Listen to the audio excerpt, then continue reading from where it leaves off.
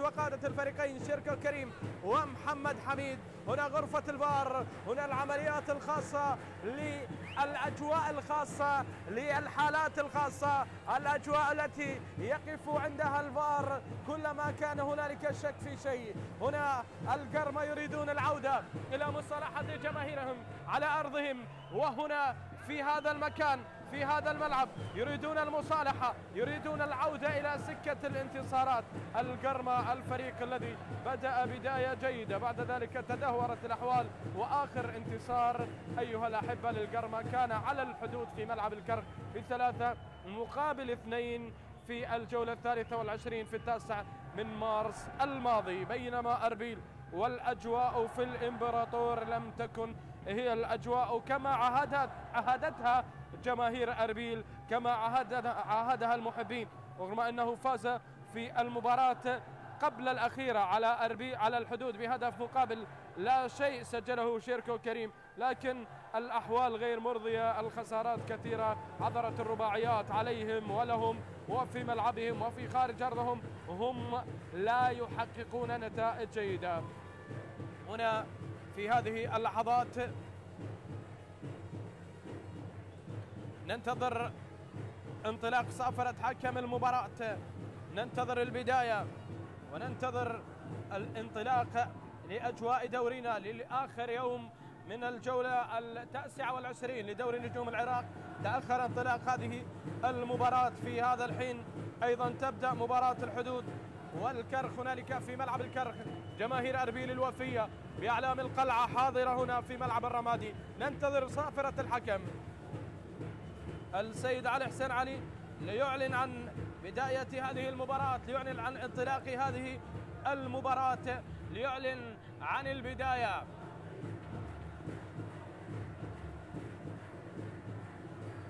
جماهير القرمة متفائلة متفاعلة بهذه الهتافات وبهذه الطبول التي تقرع. ننتظر صافرة حكم المباراة، ننتظر بداية المباراة. يا علي حسين علي دولي من محافظة النجف الأشرف في هذا العام من الإشارة الدولية، السيد علي حسين علي من الحكام الشباب يحضر اليوم لقيادة وإدارة هذه المباراة. لقاء الذهاب انتهى بال1-1. بن سودا سجل لأربيل، وفرانك سيدريك سجل للقرمة، وغير الألوان في فترة الشتاء ليذهب باتجاه الفريق الهوليري. هنا محاولة تلعب إلى الأمام واصلة، وانطلقت صافرة حكم المباراة في وسط الملعب. هرنلسون كارمو يتقدم، المحاولة إلى منتظر عبد الأمير الوافد من قلعة النوارس، تلعب كرة إلى الأمام، التالي يتقدم، والمحاولة من دلوفان مادي إلى خارج أرضية الملعب.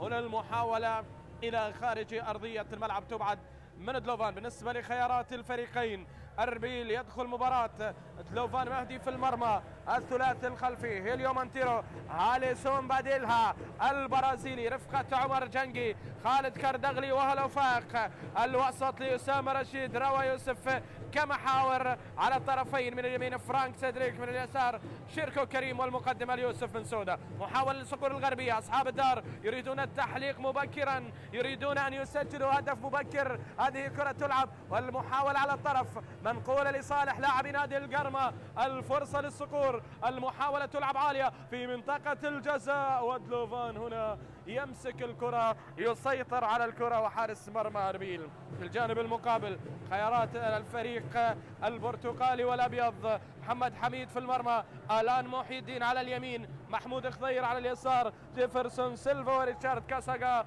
كقلبي دفاع، والأربعة أمامهم هيرنلسون كارمو، إشهاب رزاق ويوسف أمرو، مؤمل عبد الرضا، علاء الدين الدالي، ومنتظر عبد الأمير. كان على الشاشة السيد أحمد خلف الذي يريد العودة إلى سكة الانتصارات ويستغل ما يجري في أربيل وعدم الاستقرار في الفريق الشمالي.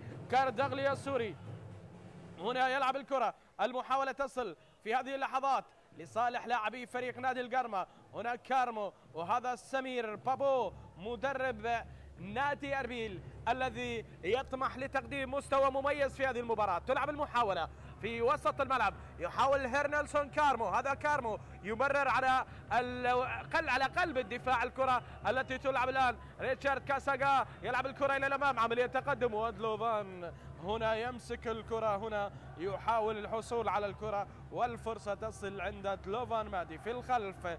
أليسون باديلها البرازيلي، وهذا عمر تشانكي يمر الكرة تصل من الجهة اليمنى. هلا فائق يلعب المحاولة، تعود الآن لصالح لاعبي فريق نادي أربيل، والحكم يشير إلى مخالفة على الدولي لصالح الدولي أسامة رشيد. هذا أسامة رشيد القادم من نادي فيزيريا البرتغالي على شهاب رزاق، النجم الدولي السابق شهاب رزاق، واحد رزاق فرحان عفوا، واحد الركائز الاساسيه التي استغنت عنها صقور القوه الجويه، وبدا يقدم مستوى رائع وجميل ومميز مع فريق نادي القرمه. شاب موسم كبير مع القرمه، ركيزه اساسيه في وسط الملعب. فرانك سيدريك نجم القرمه في السابق، نجم اربيل حاليا. 4 أهداف لفرانك، 1 مع أربيل و3 مع القرمة. وهذه الأمور الآن من المنتظر أن نشاهد سيدريك يسجل ويظهر. هو سجل في مرمى أربيل في الذهاب، هل يسجل في مرمى القرمة في الإياب؟ يتقدم الآن يوسف بن سودة هداف الفريق ب10 أهداف، هذا اللاعب المحترف التونسي. والكرة فيها مخالفة، ضربة حرة مباشرة على حامل الرقم 11 يوسف بن سودة. هذا شهاب رزاق، وهنا التدخل على رزاق في هذه اللحظات. يحاولون من أجل الحصول على الانتصار، يحاولون من أجل أن يحصلوا 3 نقاط. الذي يقف في المركز 11 فريق القرمة يريد أن يتقدم في سلم ترتيب دورينا في هذا الموسم، يريد الوصول إلى النقطة 40 وبالتالي التفوق على الكرخ إذا استعاد للكرخ. هنا محاولة في وسط الملعب تلعب الآن لصالح لاعبي نادي أربيل. فرانك سيدريك يحاول أن يشاركه كريم الأقرب، لكن مؤمل عبد الرضا الوافد في فترة الانتقالات الشتوية من فريق استغلال خوزستان الإيراني. هنا المحاولة التي تلعب في وسط الملعب تصل لصالح لاعبي فريق أربيل، تلعب كسر الدفاعات وفرانك من أجل الرد في الإياب. الرفقة الجميلة، الزمالة السابقة في نادي القوة الجوية وفي نادي القرمة. اليوم مواجهة مباشرة ما بين فرانك سيدريك ومحمد حميد. يعني هنا الكرة التي كشفت الدفاعات لفريق القرمة، ولا أوفسايد في اللقطة الماضية، كان في وضع سليم في الكرة الأخيرة لاعب نادي أربيل فرانك سيدريك. تلعب المحاولة الآن محي الدين في الخلف، ريتشارد كاساغا عند هدف ريتشارد هنا في هذا الملعب في مباراة الطلبة، في مباراة 1-1. تلعب المحاولة تصل إلى حارس المرمى الحارس تلوفان مهدي. أربيل المركز 14 يملك 35 نقطة، طموح الفوز في هذه المباراة يعني الوصول إلى النقطة 38 والانفراد بالمركز 11. هذه الحسابات الخاصة بالمباراة. هنا إلى الآن شد ومد في هذه اللحظات، والأمور تنتظر الهدف الأول ليحرك مدرج الفريقين. هنا تدخل وجماهير القرمة في تحشيد كبير من أجل الانتصار. وعلى هذا الملعب آخر انتصار للقرمة كان على نوروز في 4 مارس بهدفين مقابل لا شيء لحساب الجولة 22، واليوم نلعب في الجولة 29.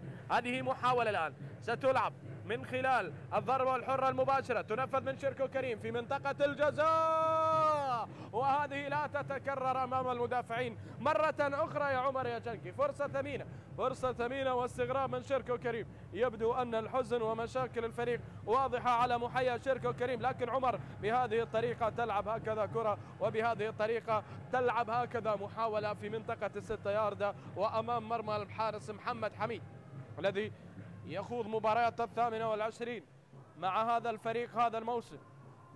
حارس محمد حميد حارس كبير، حارس المنتخبات الوطنية، والحارس الذي يعتمدون عليه كثيرا هذا الموسم.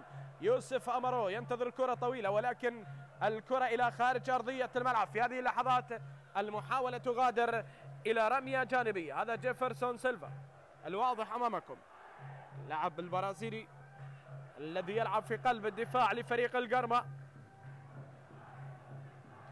الهتافات بالبرتقالي في هذا اليوم، عسى ولعل أن يحصدوا انتصار لتكتمل هذه الفرحة وهذه الهتافات.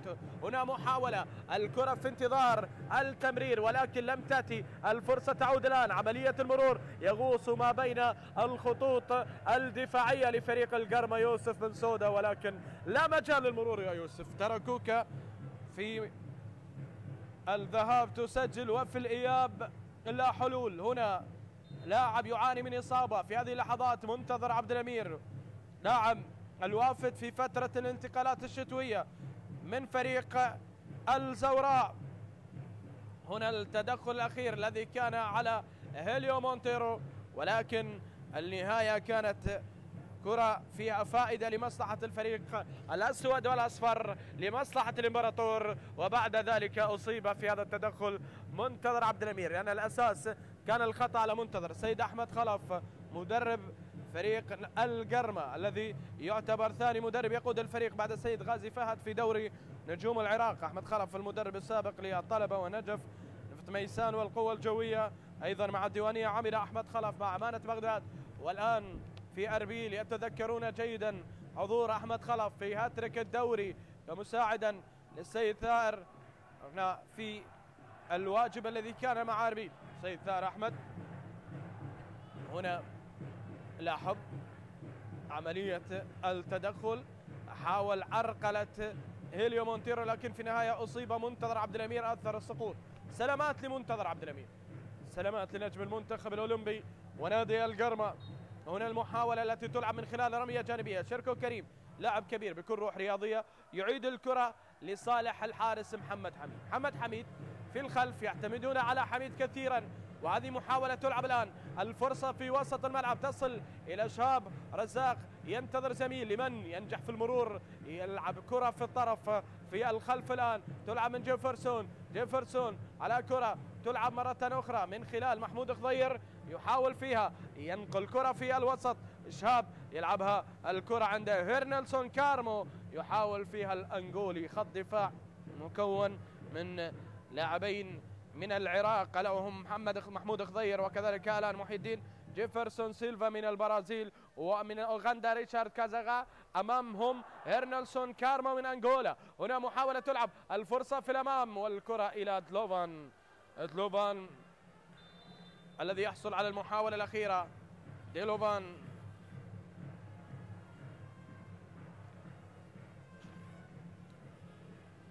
لاحظ هنا الكرة التي لعبت راية وتسلل في الانطلاقة الأخيرة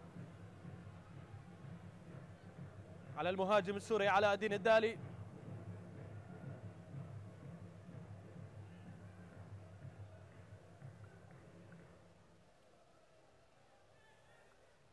كرة في الخلف تلعب الآن لصالح لاعبي نادي أربيل. كاردغلي يلعب كرة باتجاه روا، يتقدم في الكرة روا، يحاول وقطعت من أمام روا يوسف. تعود الآن وتصل كارمو، يضغط هنا لاعبي أربيل في المكان السليم. بهذا الضغط ربما يحصلون على الكرة، يبحثون عن فراغات يصنعوها لعلاء الدين الدالي ويوسف هامرو. هنا محاولة أسامة والشهاب، والكرة التي تلعب مرة أخرى تصل الآن لمصلحة روا. يمر الكرة سريعة الآن، فرانك سيدريك يحاول يسدد من هذا المكان، ولكن الكرة من الكاميروني إلى خارج أرضية الملعب. المحاولة إلى ركلة مرمى. سلامات فرانك سيدريك. بدأ السقوط ونحن في العشر دقائق الأولى. كنا ننتظر مباراة جميلة للفريقين. هل في مخالفة؟ هنا الحديث ما بين الدالي وعلي حسين علي. لاحظ هنا من عرقل فرانك، اعتبر في دفع كم مباراة. نعم اعتبر في دفع ومخالفة ضربة حرة مباشرة، ما يوحي لنا من خلال لقطة وقوف اللاعبين لصالح فرانك سيدريك.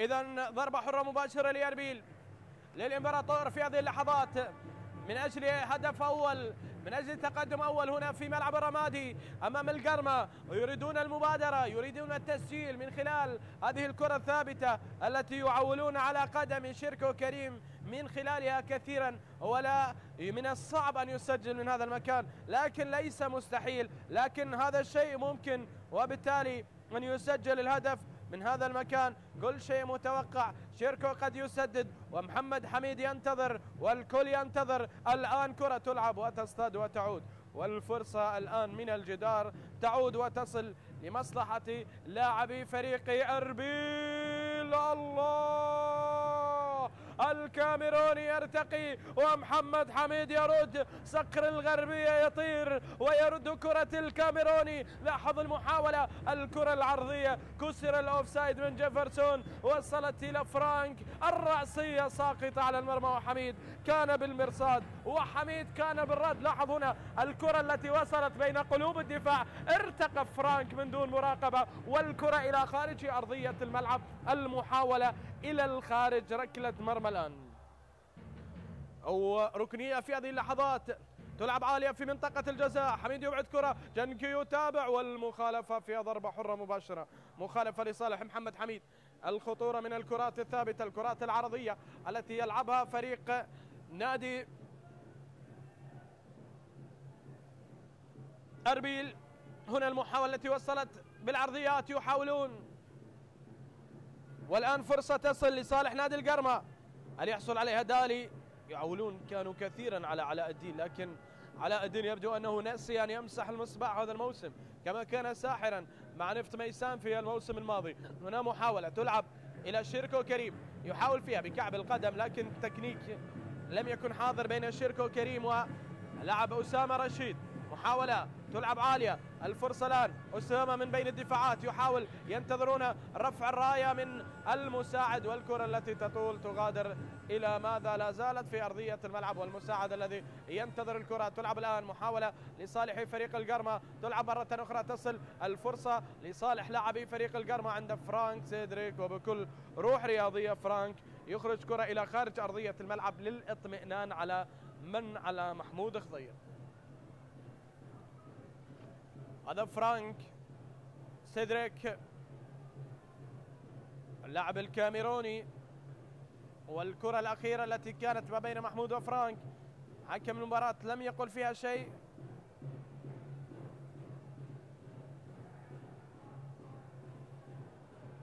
تعود مرة أخرى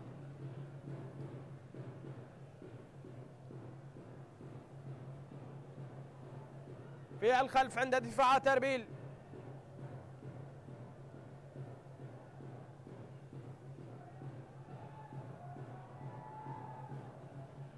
تلعب كرة في وسط الملعب، عملية السقوط، والمحاولة الآن تلعب إلى الأمام، تصل في دفاعات أربيل.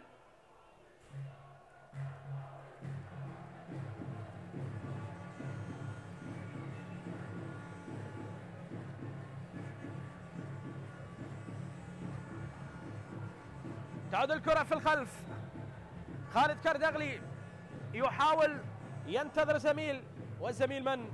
والقادم من؟ يلعبون كرة في الخلف، تلعب الآن مرة أخرى لصالح لاعبي فريق أربيل. عمر جنكي يتقدم، عمر يحاول يترك كرة إلى هيليو مونتيرو، ألو تقدم، ألو راح إلى الأمام، ألو يصل، ألو لاعب خطير، ربما ينقل الكرة باتجاه بن سودا، والتدخل يأتي، محمد حميد يغادر على مرتين، يلتقط الكرة والمحاولة تصل، والحديث حاضر ما بين محمد حميد والمدافع. هذا يوسف بن سودا، ويعلمون جيدا خطورة هذا اللاعب. لاحظونا الكرة التي وصل فيها هالو، ضرب الخط الخلفي لفريق نادي القرمة، وصلت المحاولة مباشرة إلى محمد حميد. هذه الكرة التي وصلت إلى حميد، كأنه يعاتب ألان في اللقطة الأخيرة، عتاب ما بين حارس المرمى والظهير الأيمن. تلعب المحاولة، تصل بالرأس في دفاعات فريق أربيل، عملية مرور، يوسف أمرو يحاول يوسف، ولكن لم تأتي مع أسد النيجر. هنا المحاولة التي تصل في الأمام، الكرة التي تنقل، كارمو، والفرصة والمحاولة لصالح نادي القرمة، عملية مرور، تدخل ومخالفة على ألان محي الدين. الروا الذي حصل على الكرة الأخيرة، لاعب ممتاز جدا الروا يوسف، متوسط ميدان بأدوار رائعة. روا تكتيك عالي للروا يوسف، يحصل على مخالفة أسامة رشيد. هنا أسامة يحاول مرة أخرى، في انتظار التمرير. التمرير يأتي في وسط الملعب. البرازيلي أليسون يلعب الكرة عالية، تلعب المحاولة لشيركو كريم، ولكن الكرة إلى خارج أرضية الملعب. محاولة إلى الخارج. هذه الكرة تلعب إلى رمية جانبية لأن شيركو كريم لم يأتي بالكنترول. وشهاب رزاق في حديث مع علي حسين علي. عن ماذا يتحدث حكم المباراة؟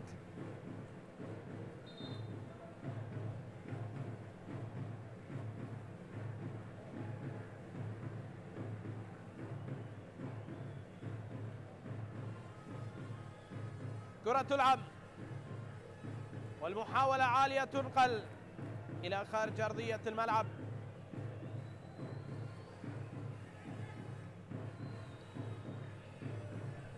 رمية جانبية في هذه اللحظات لصالح فريق القرمة. الآن يلعب الكرة إلى الأمام، مؤمل يستلم ولا تدخل. حكم المباراة يقول لا خطأ. التدخل الأخير كان موجود، لكن الرؤية لحكم المباراة. تعود كرة في الخلف. المحاولة الآن لصالح لاعبي فريق نادي القرمة. هنا المحاولة وإخراج الكرة للاطمئنان على محي الدين في اللقطة الماضية وعلاء الدين الدالي. هل في مخالفة لعلاء الدين الدالي؟ هذا المهاجم السوري علاء الدين بشار الدالي. سلامات لعلاء، صابه على مستوى كاحل القدم. هنا التدخل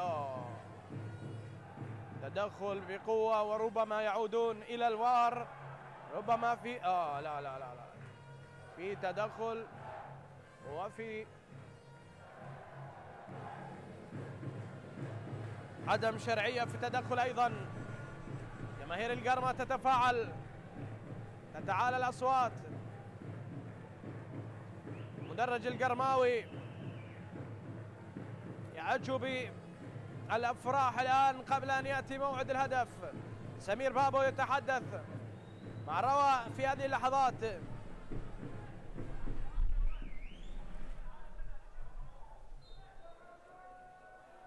يعودون إلى وضع اللعب. حكم المباراة تطلق الصافرة، والآن مخرج المباراة يذكر برأسية الكاميروني فرانك سيدريك التي أبعدها محمد حميد في الدقائق الماضية.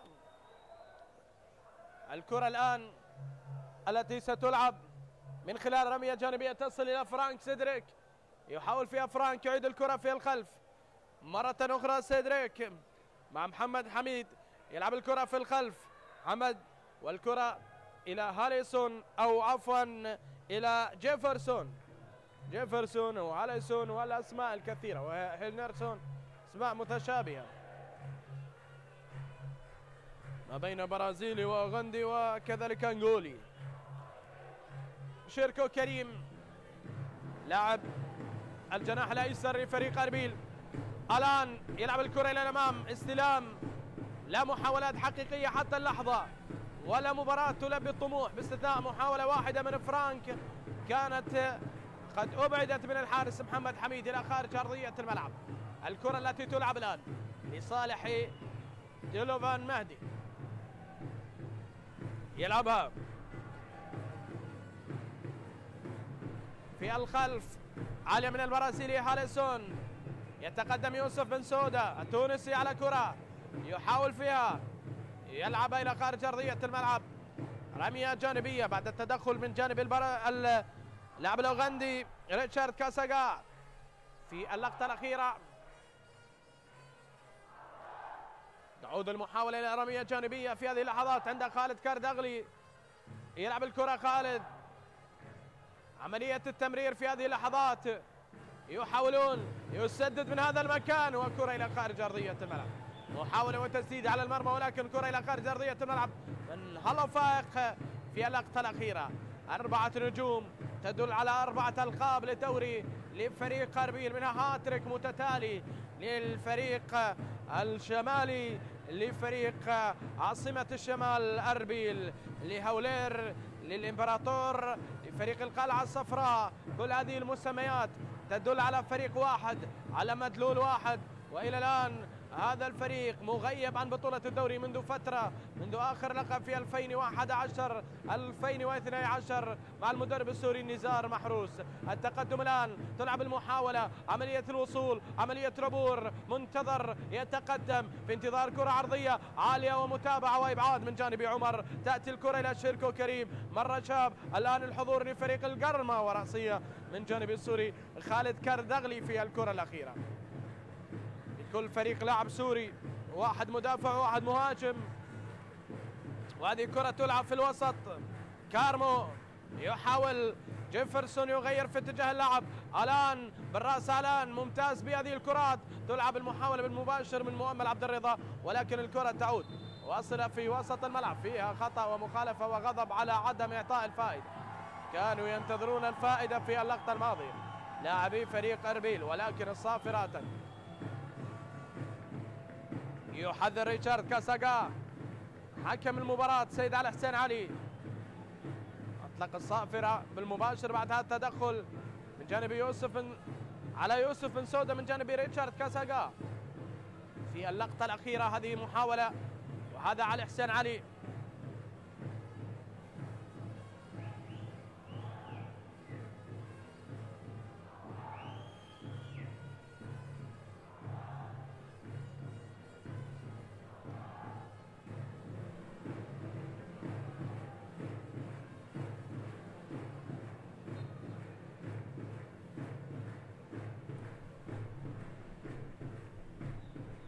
تلعب الكرة، محاولة إلى الأمام، فرانك يحاول يحصل على فرصة الراية، واعتقد معها بطاقة صفراء. نعم، تدخل كان بقوة على فرانك سيدريك، قوة مفرطة وتدخل من دون حسبان وعدم مراعاة سلامات المنافس. بالتالي حكم المباراة هنا يعطي ورقة صفراء على محمود خضير بتهور الدخول الأخير. سلامات لفرانك، سلامات للكاميروني، وبذلك أتت الراية بعدها صافرة وبعدها إنذار، والقرار ضربة حرة مباشرة على يسار حارس المرمى محمد حميد.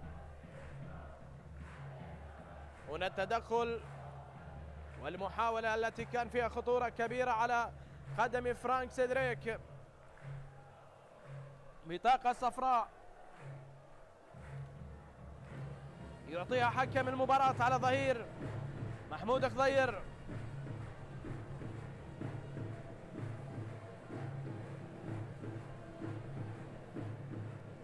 ظهير الأيسر لفريق نادي القرمة، الفريق الذي الآن مضغوط بكرات ثابتة من أربيل.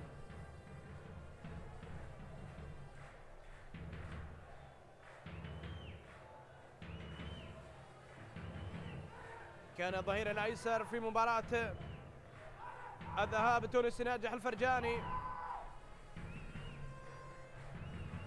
إذن عباس قاسم، محمد عدنان، أوكولي، محمد مصر غير متواجدين، من يغيب ومنهم من في الدكة في أربيل. قابيل يغيب، منصور، العيفة، وهذه ضربة حرة مباشرة الآن. نزاعات في منطقة الجزاء، وإلى الآن حكم المباراة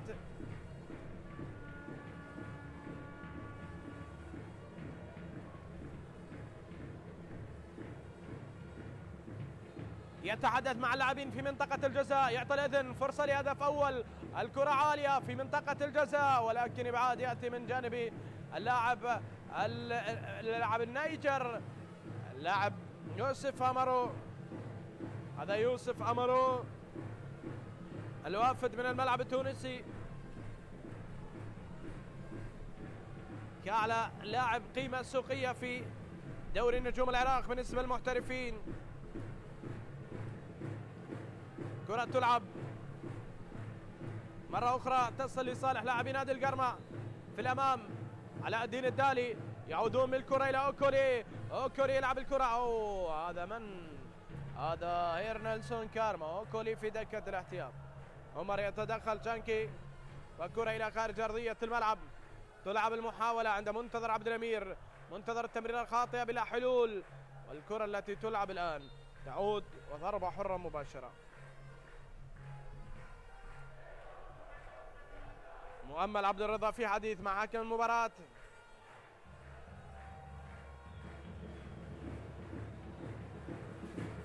يوسف أمارو والحديث. هنا تدخل والضربة الحرة المباشرة.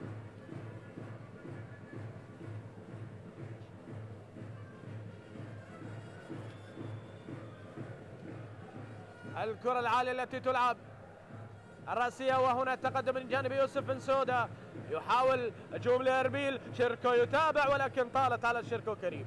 محاولة طالت على شيركو كريم وإلى خارج أرضية الملعب. هذه الكرة على كابتن فريق أربيل طالت وذهبت إلى خارج أرضية الملعب. مراقبة صعبة ستكون لألان بالنسبة له أمام شيركو كريم.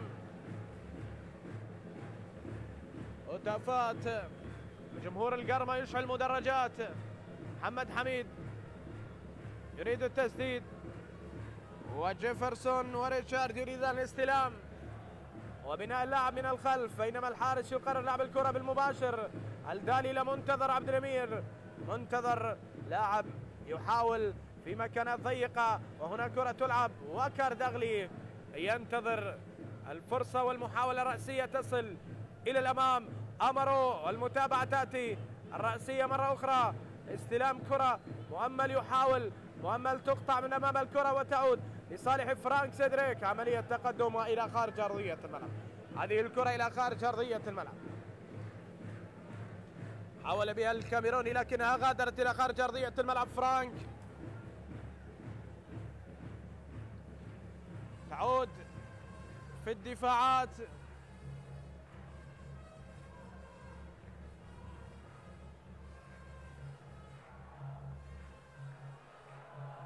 والكرة بالعكس تأخذ الآن من جانب شيركو كريم. يحاول شيركو يتقدم في الفراغ. كاساغا يضغط على شيركو كريم، يحاول المنع من أن يتحرك في المناطق التي يحبها. يعود إلى الخلف إلى خالد. كارداغلي يلعب الكرة مرة أخرى باتجاه روى إلى شيركو. شيركو الذي يعود إلى الخلف، شيركو الذي يعطي المجال. الآن محاولة عند البرازيلي هاليسون يفضل اليمين، أن ينتظر من عمر يستلم الكرة. جانكي يحاول، بن سودا قد يسدد، والكرة التي تقطع تعود مرة أخرى عكس الاتجاه. الدالي وديلوفان يلعب الكرة إلى خارج أرضية الملعب. كرات سريعة وأخطاء كثيرة.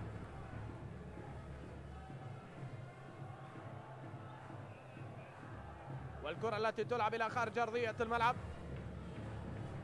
هذه التمريرة التي تلعب باتجاه اللاعب علاء الدين الدالي. دالي على كرة إلى كارمو يمرر كرة إلى شهاب. مرة أخرى إلى منتظر عبد الأمير.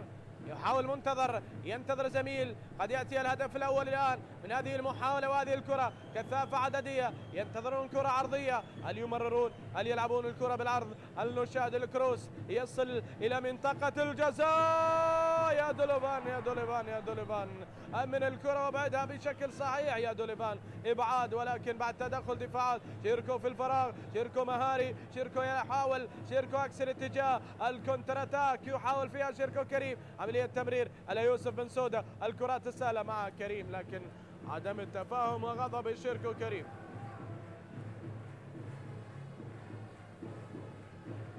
تعود الكرة مرة أخرى.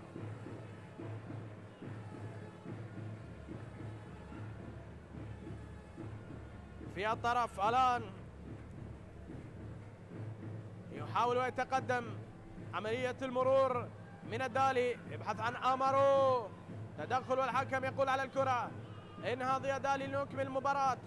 نصف ساعة مرت، الآن الربع ساعة الأخير من الشوط الأول. إلى الآن تعادل سلبي. هذه الكرة تعود في الخلف. خالد كاردغلي يحاول فيها خالد.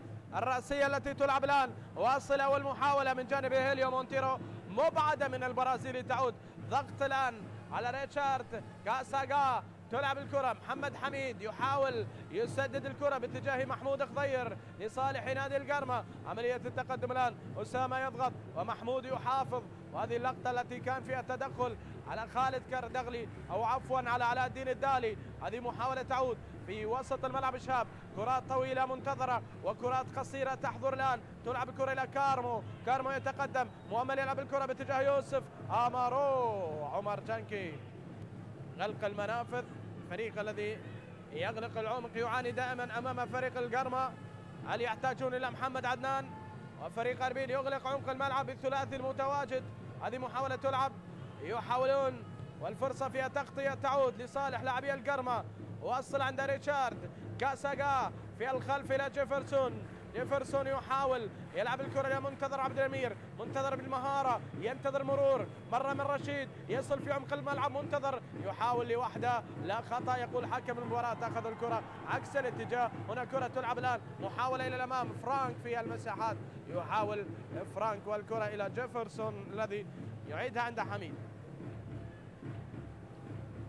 تعود الكرة عالية، الدالي لا يتدخل، يعلم جيدا بأنه عائد من الأوفسايد، والحكم هنا يشير بأن الدالي تداخل.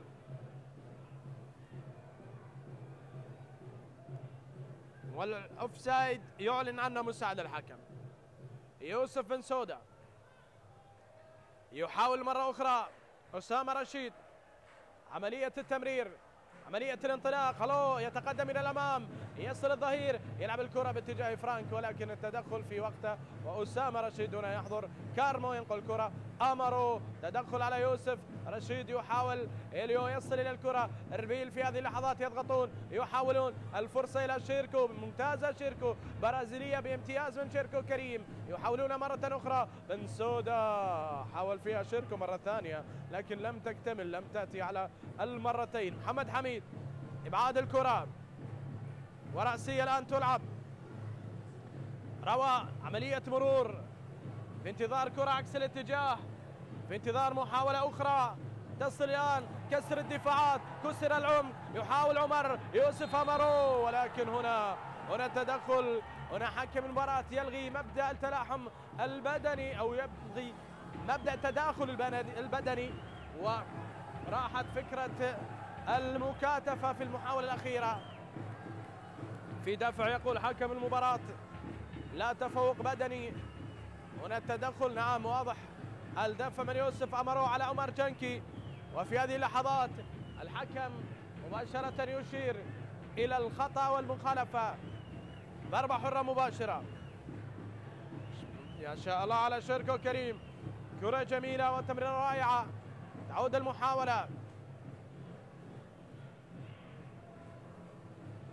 تصل في الخلف، عمر يمرر إلى أسامة رشيد إلى هلو يحاول بن سودة على كرة،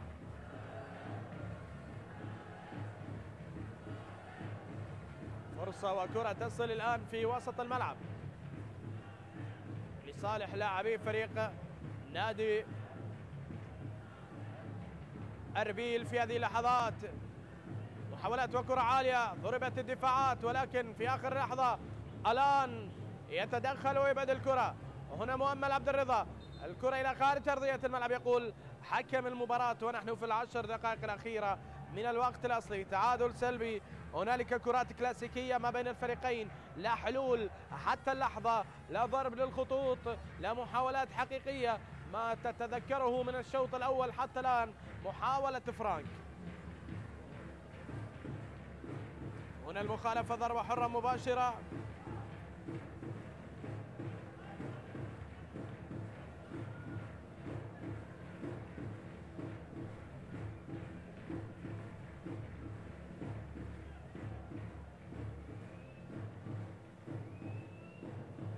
كرة في وسط الملعب،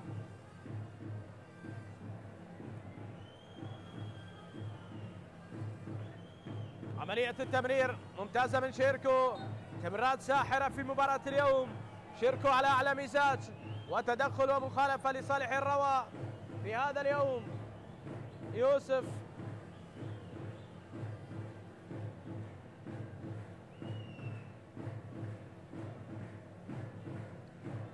ضربة حرة مباشرة،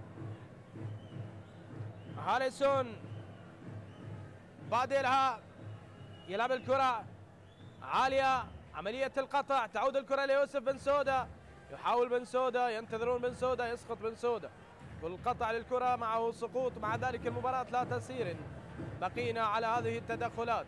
الحكم أيضا يقول على الكرة، الإشارة أتت من السيد علي حسين علي، هذه محاولة تلعب مرة أخرى، يحاول فيها دالي إلى أمارو لكن لم تكتمل. عادت لإربيل، عادت للإمبراطور. عملية التقدم الآن، عملية الوصول الآن، لكن المطالبة بالخطأ أيضا، والحكم يطلب الاستمرار في اللعب. تعود المحاولة إلى يوسف بن سودة. محمود خضير بكرة تلعب. الفرصة الآن، منتظر عبد الأمير يحاول والتدخل والضربة الحرة المباشرة.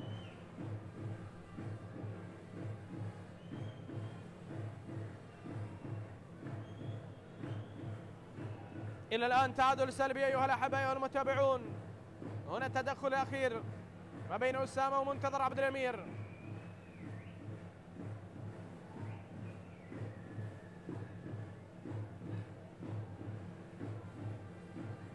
والحكم أشار بمخالفة. تعود الكرة،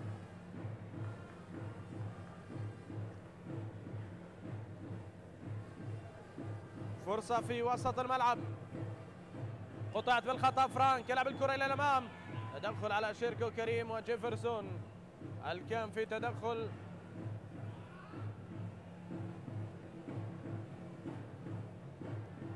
المحاولة إلى الأمام، هذا التدخل من جيفرسون على شيركو كريم.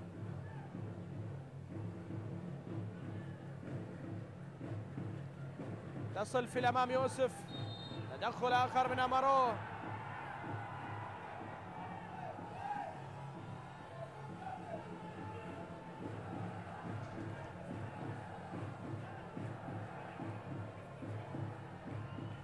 هنا التدخل الأخير الذي كان ما بين خالد كاردغلي ويوسف أمارو، والمحاولات لا زالت مستمرة. أسد النيجر يقول بأنها مكاتفة يا سيد الحكم. الآن علي حسين علي، وعن ماذا يتحدث؟ لوفان خارج مرماه، والكرة التي في انتظار أن تكون طويلة باتجاه المهاجمين بالنسبة لفريق نادي أربيل. بعد كل هذا العجز الكبير لا جديد يذكر في هذه المباراة وفي هذا الشوط إلى تعادل سلبي. عن الله جماهير القرمة إلى الآن تتفاعل، وإلى الآن لم يحضر الفريق وكأنه مغيب عن المباراة. إلى أين يا دولوفان؟ كرة إلى خارج أرضية الملعب. دولوفان مهدي،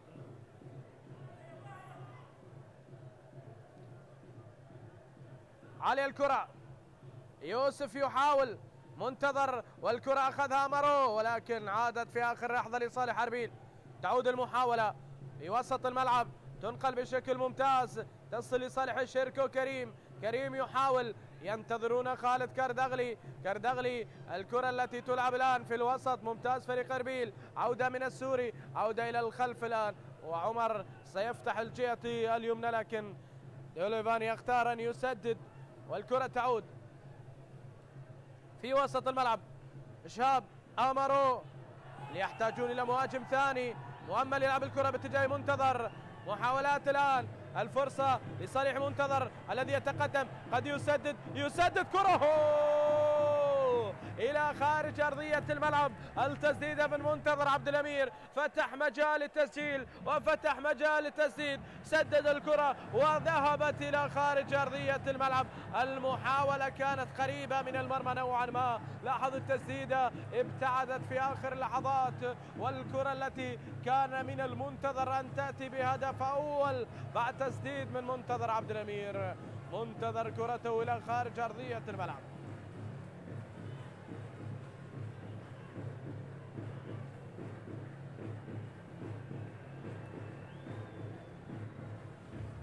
ضربة مرمى وكرة عالية.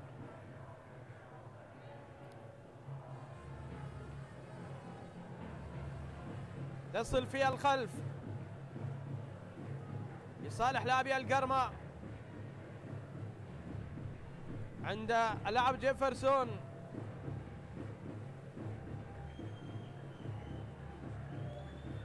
يحاول فيها البرازيل يلعب الكرة في العمق. مؤمل في هذه الأماكن. يلعب الكرة، تقدم من إشهاب، يحاول على الطرف، ينتظرون. الدالي يحاول، الدالي خرج من منظومة العمق، الآن على الطرف أصبح. تعود الكرة في هذه الجهة، في هذه الضغط الآن لفريق القرمة. مؤمل يحاول، يلعبون عملية المرور من علاء، يلعبها عالية. أين أمرو؟ أمرو بعيد الآن، وكرة لا زالت في أرضية الملعب تصل إلى ديلوفان.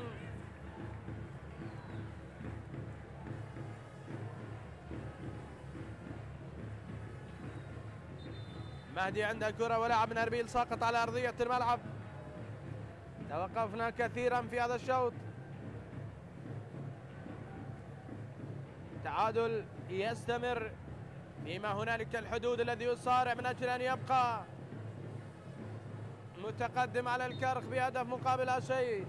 على الطرف، على الرقص وعلى أنغام الغرب، الأنغام الغربية، يحاولون جماهير نادي القرمة تحفيز العناصر. هنا سمير بابو في حديث، فرانك يدخل الكادر الطبي للاطمئنان على فرانك سيدريك.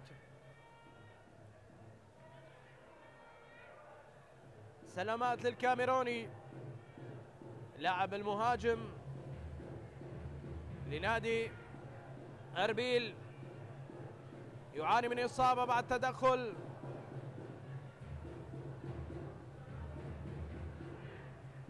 أحمد خلف ينتظر الحلول، والآن المشجع الأربيلي حاضر وهو ينتظر فرحة وهو ينتظر هدف. سلامات فرانك سيدريك.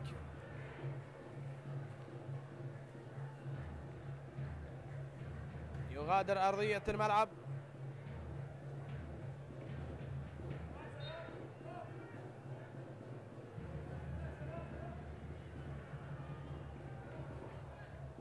سيعود فرانك ليكمل المباراة.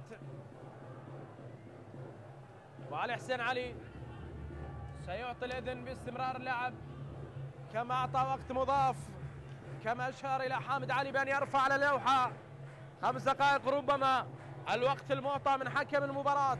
هذه كرة عالية تلعب واصلة بن سودة ولا مخالفة لصالح يوسف. يحاولون الآن تلعب الكرة لصالح لاعبي فريق القرمة، عملية التقدم والكرة العالية التي تلعب في العمق. يحاولون مرة أخرى، تعود الكرة، الفرصة عند خالد أو المحاولة عند علاء الدين. الآن هلو يبعد كرة تعود لصالح لاعبي فريق أربيل، والهيليو الكرة إلى كارمو بالخطأ، تعود مرة أخرى لصالح لاعبي القرمة. عاد فرانك سيدريك، نهض يوسف بن سودة ولا جديد حتى اللحظة. كارمو، دقيقتين وقت مضاف يكتفي بهما حكم المباراة. هذه المحاولة التي تلعب الآن لشهاب الذي يلعبها مع محمود خضير، عملية التقدم والوصول الآن من جانب مؤمل عبد الرضا بالسرعة، لكنها خاطئة ليوسف بن سودة. شيركو كريم، قطع من شهاب، والحكم يقول مخالفة لصالح نادي أربيل في وسط الملعب، لصالح شيركو كريم ظهير الأيسر لنادي أربيل في هذه المباراة. شيركو كريم قدم مستوى جيد، لكن كمنظومة فريق أربيل ركز على الجانب الدفاعي، أغلق العمق على فريق القرمة. سمير بابو يعلم جيدا بمدى المعاناة للفريق البرتقالي عندما يغلق العمق وعندما يواجه فريق يلعب ب3 لاعبين في الخلف. هنا محاولة أمرو يحصل على خطأ.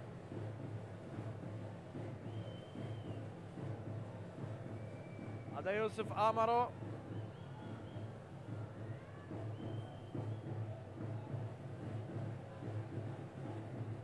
تعود الكرة في الخلف، انقولة عالية إلى الأمام. منتظر الذي يحاول ويلعب الكرة باتجاه الان شاب إلى إشهاب. الكرة الأخيرة بن سودة من أمام الان، يتقدم. عملية لعب الكرة باتجاه شيركو كريم ومخالفة لصالح يوسف بن سودة. عتاب طويل ما بين يوسف بن سودة وشيركو كريم حتى اللحظة، ونشد من الآن والمخالفة على محي الدين.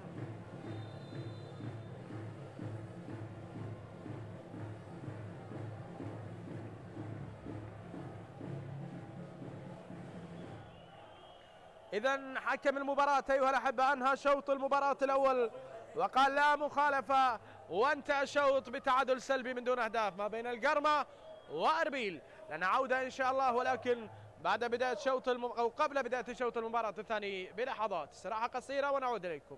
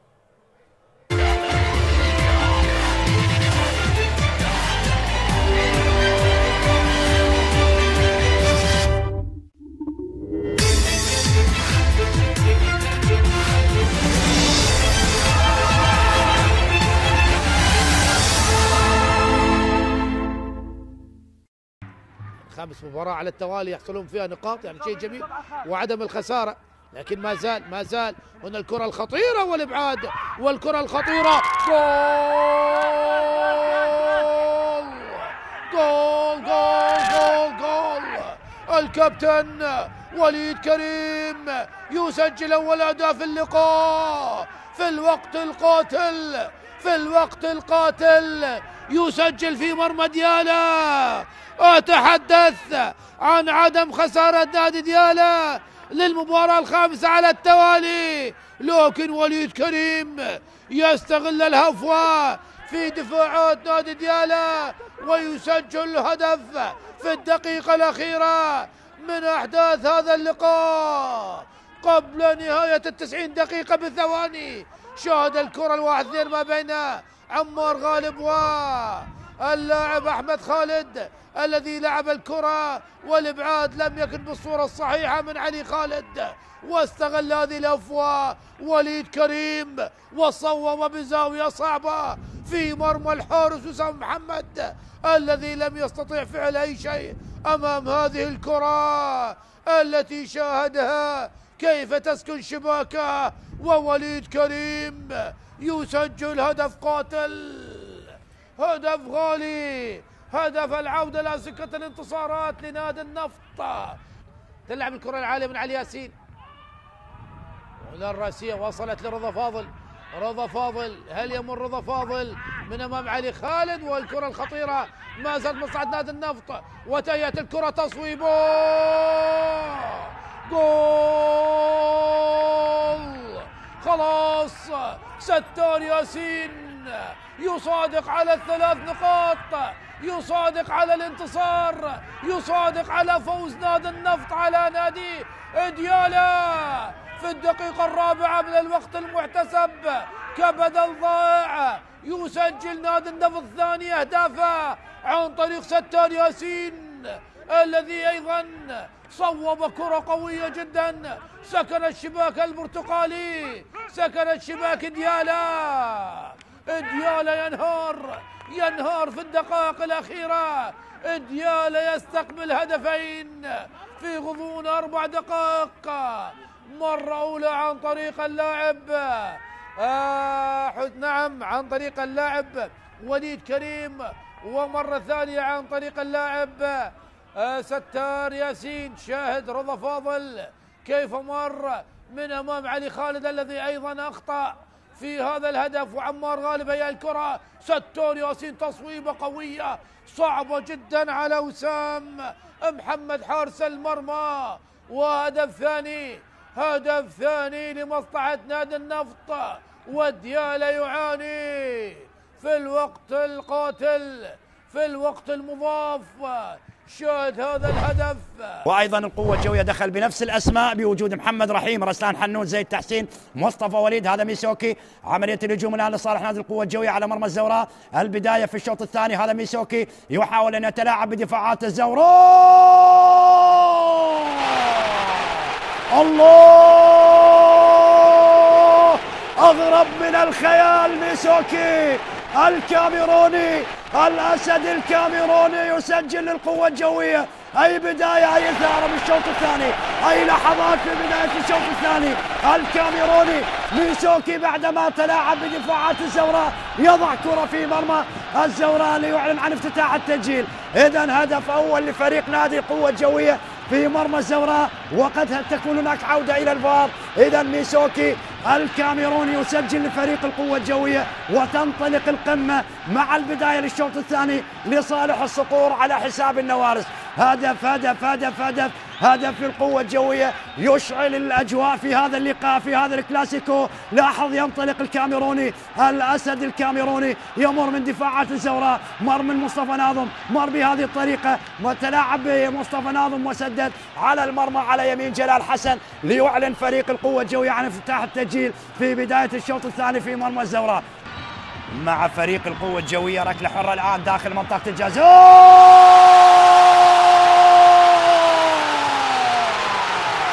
الله الله الله الله، مراد محمد البديل لفريق الزوراء.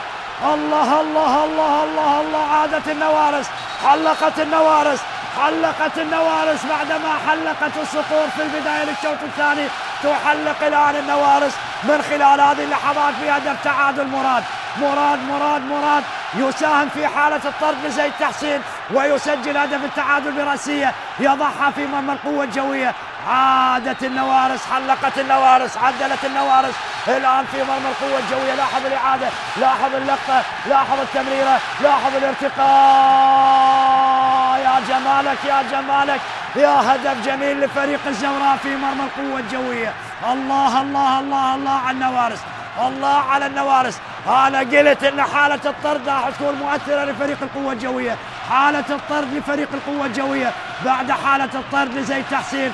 الزوراء يستغل النقص العددي ويرتقي اللاعب مراد محمد ويضع على حارس المرمى محمد رحيم، يسجل هدف التعادل لفريق الزوراء بأمان وسلام ما بين الزوراء والقوة الجوية.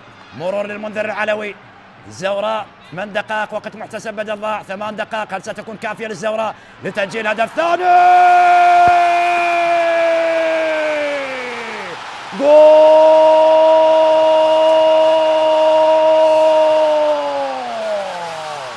الله على الجمال، أغرب من الخيال. يسجل المنذر العلوي يسجل هدف ثاني. الزوراء وقلب الطاولة على الصقور، النوارس وقلب الطاولة على الصقور بهدف ثاني. الله على الفرحة لجماهير الزوراء، للاعبي الزوراء. الله على المنذر العلوي، الله على بدلاء الزوراء، الله على مراد محمد، الله على المنذر العلوي. صاروخ في مرمى القوة الجوية. هدف ثاني. لاحظ الإعادة، لاحظ اللقطة. صعبة يا عبادي، صعبة يا عبادي، صعبة صعبة صعبة صعبة. الله الله الله الله على المنذر العلوي. أي بدلاء أشركت يا حيدر عبيد، أي بدلاء وضعتهم في الشوط الثاني يا حيدر عبيد، أي بدلاء جاءوا بالفرحة لجماهيرك يا حيدر عبيد. الله على المنذر العلوي، الله يا العلوي، الله يا منذر العلوي. يسجل هدف ثاني. العماني ينشر الفرحة، ينشر الحلوى، ومشهور الحلوى العمانية. سيدريك شيركو قريبة جدا، قطع من مينا، سيف، محاولة، علي قريب، وهدف هدف هدف هدف هدف هدف لأربيل عن طريق شيركو كريم. هدف هدف هدف هدف هدف هدف للإمبراطور، هدف لأولير بأخطاء دفاعية واضحة. أربيل يسجل عن طريق شيركو كريم صاحب الرقم 7 يصل إلى هدف الثامن بدوري. لاحظ الإرباك في الدفاعات، أخطأ هنا علي حسن أمام لاعب خبرة، أمام لاعب مميز. شيركو كريم يفتتح التسجيل لأربيل بهدف جميل. لاحظ الإرباك والفوضى، وهدف هدف هدف أول لأربيل. هي مباراة مقفلة تماما، ومباراة تعتقد الهدف الوحيد. إليسو بمنتصف الملعب ونقل للحارث حاتم، الحارث حاتم عدى بهذه الكرة من الحارث، المرور والله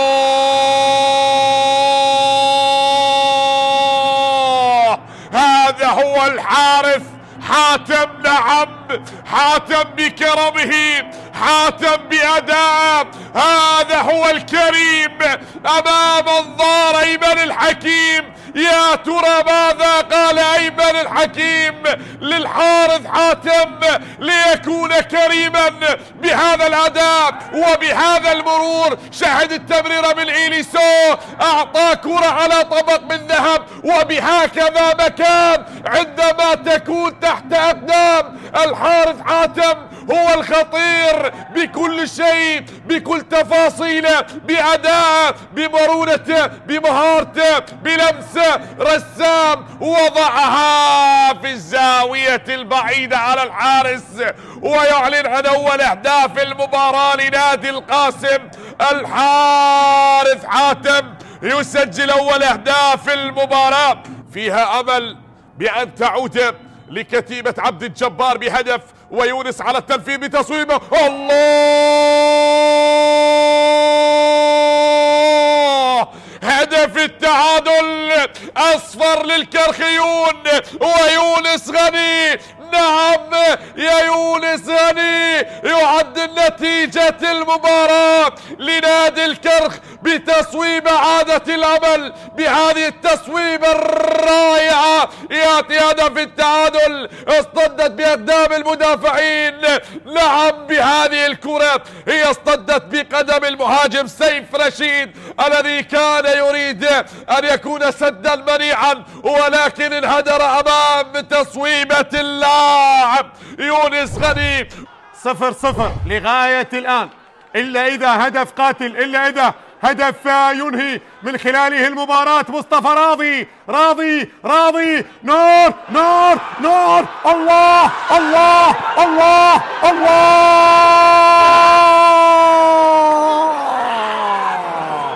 جول!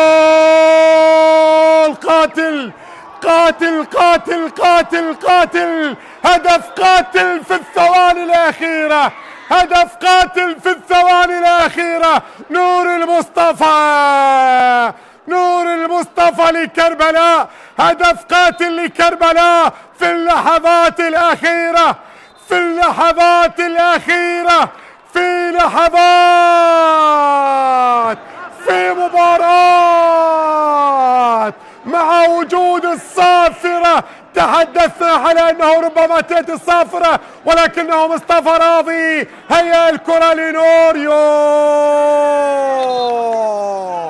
الله الله الله الله الله الله، الله على كربلاء، الله على كربلاء، وما يفعله كربلاء في اللحظات الأخيرة، في الأنفاس الأخيرة. نور المصطفى والقرمة لا يسجل. صائب عالية، فطر فطر فطر فطر فطر. ريتشارد برأسية بعد صيام طويل 354 دقيقة، 3 مباريات وتقريبا نصف المباراة. سجل اللوغندي ريتشارد كازقا برأسية. القربة برأسية يفطر على مائدة الطلاب بعد غياب طويل. ريتشارد الأوغندي برأسية على يسار فهد طالب. القرمة يسجل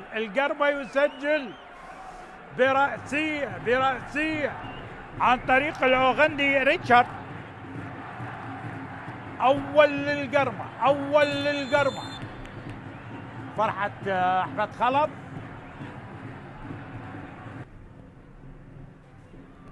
عالية الكرة، خطيرة، جول. هدف ماسوفا.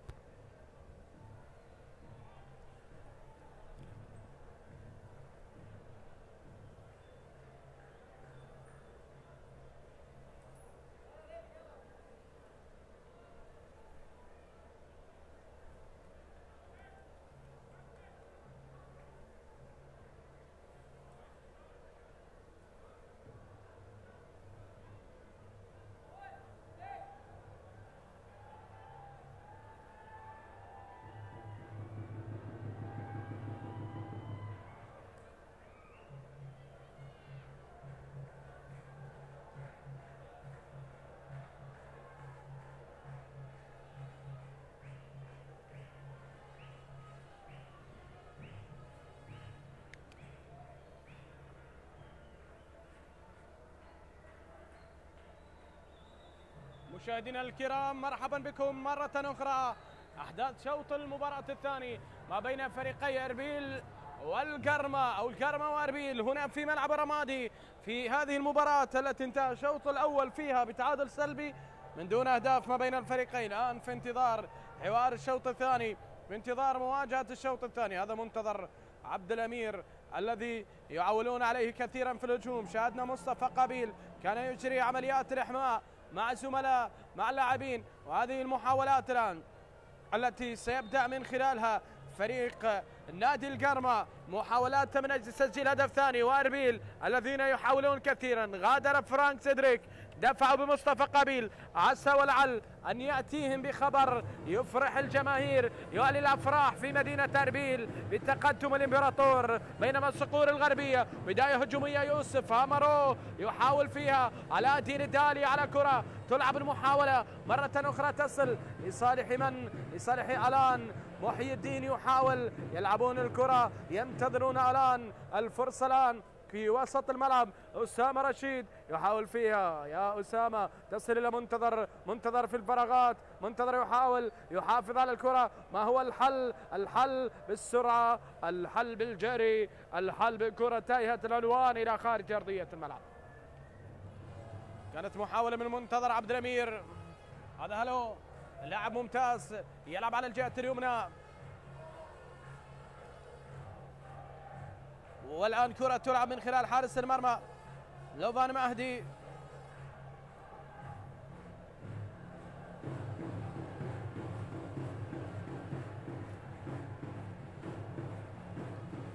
حارس مرمى أربيل سينفذ هذه الكرة.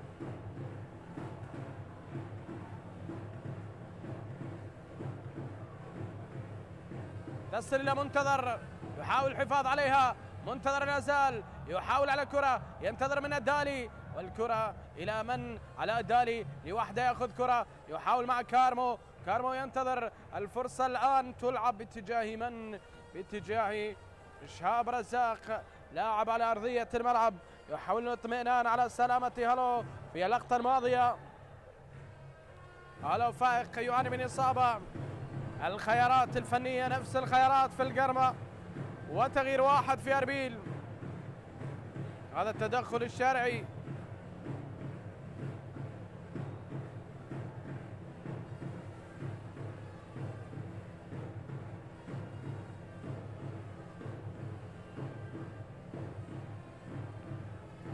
في اللقطة الماضية هلو فائق بمحاولة الآن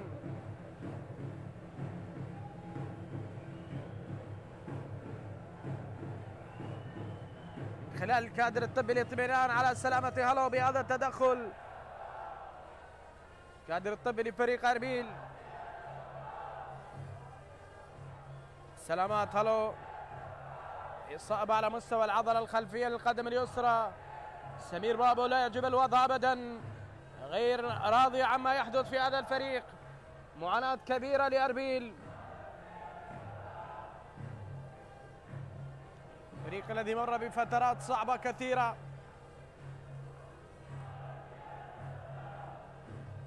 جماهير القرمة تتفاعل.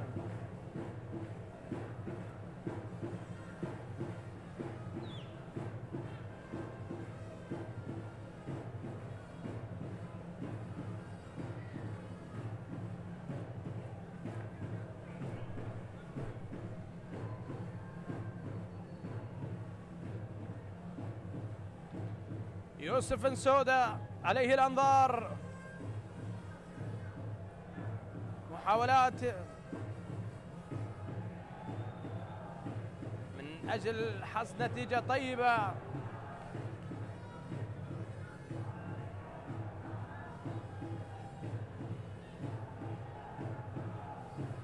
تفرح جماهير الفريقين. كرة في الخلف تلعب الآن من جانب ريتشارد كاساغا. كاساغا يحاول يلعب الكرة إلى جيفرسون، عالية باتجاه دالي، لكن كرة إلى خارج أرضية الملعب. الأمور لا تأتي كما يريد ويخطط.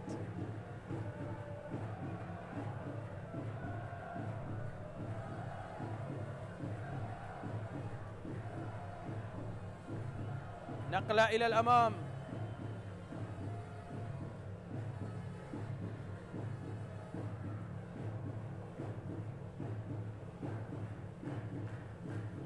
هذه الكرة العالية، أسامة يحاول،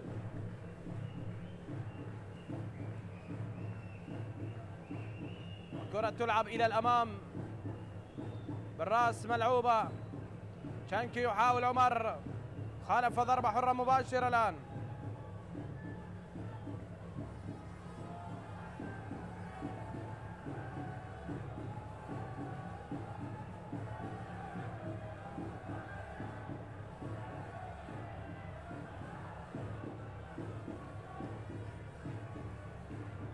تلعب الكرة عالية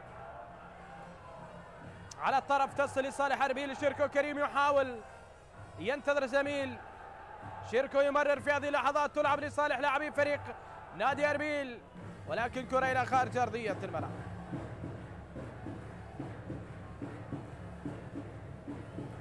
يصل الآن الفرصة لنادي القرمة، محاولات البرتقالي للصقور الغربية في الخلف عند محمد حميد، يلعب الكرة مباشرة باتجاه الان يحاول يلعب الكرة إلى كارمو الخيرات، محمد مزهر مع أيضا أوكولي متاحة بالنسبة للسيد أحمد خلف مع محمد عدنان في الدقائق القادمة.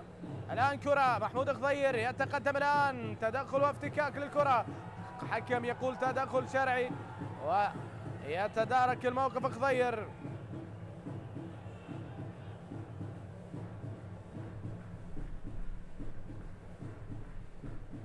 تعود الكرة في الخلف مرة أخرى لصالح فريق القرمة، شاب كرة عالية تلعب الآن لصالح لاعبي نادي أربيل، يحاولون من أجل كتابة انتصار أول تاريخي هنا في مدينة الرمادي أمام هذا الفريق. هنا يوسف أمارو، الله الله الله، أمارو سرق الكرة، أمارو سرق المحاولة، ويوسف يسجل الهدف الأول بأقدام يوسف. سجل الهدف الأول ولكن عن طريق التالي من وضعها في الشباك. يوسف صنع، يوسف سجل، يوسف فعل كل شيء، والتالي من وضع الختام على تيم بشار. التالي صاحب الهدفين يضيف الثالث، والذي فعل كل العملية الهجومية وسرقة الكرة وقراءة الكرة هو التالي. هدف سجل هذا الرجل ولكن بأقدام أمارو. الكرة التي لعبت عالية، أسد النيجر في متابعة، مر سدد كرة ردت من القائم على طبق من ذهب لعلاء الدين للتالي الذي مسح المصباح وأتى بكرة في وقت الغروب في مرمى دوليفان ليعطي التقدم لصالح القرمة، لصالح الصقور الغربية. وأفراح عارمة في ملعب الرمادي في مدينة القرمة في كل مكان من محافظة الأنبار لهذا الفريق ممثل المحافظة،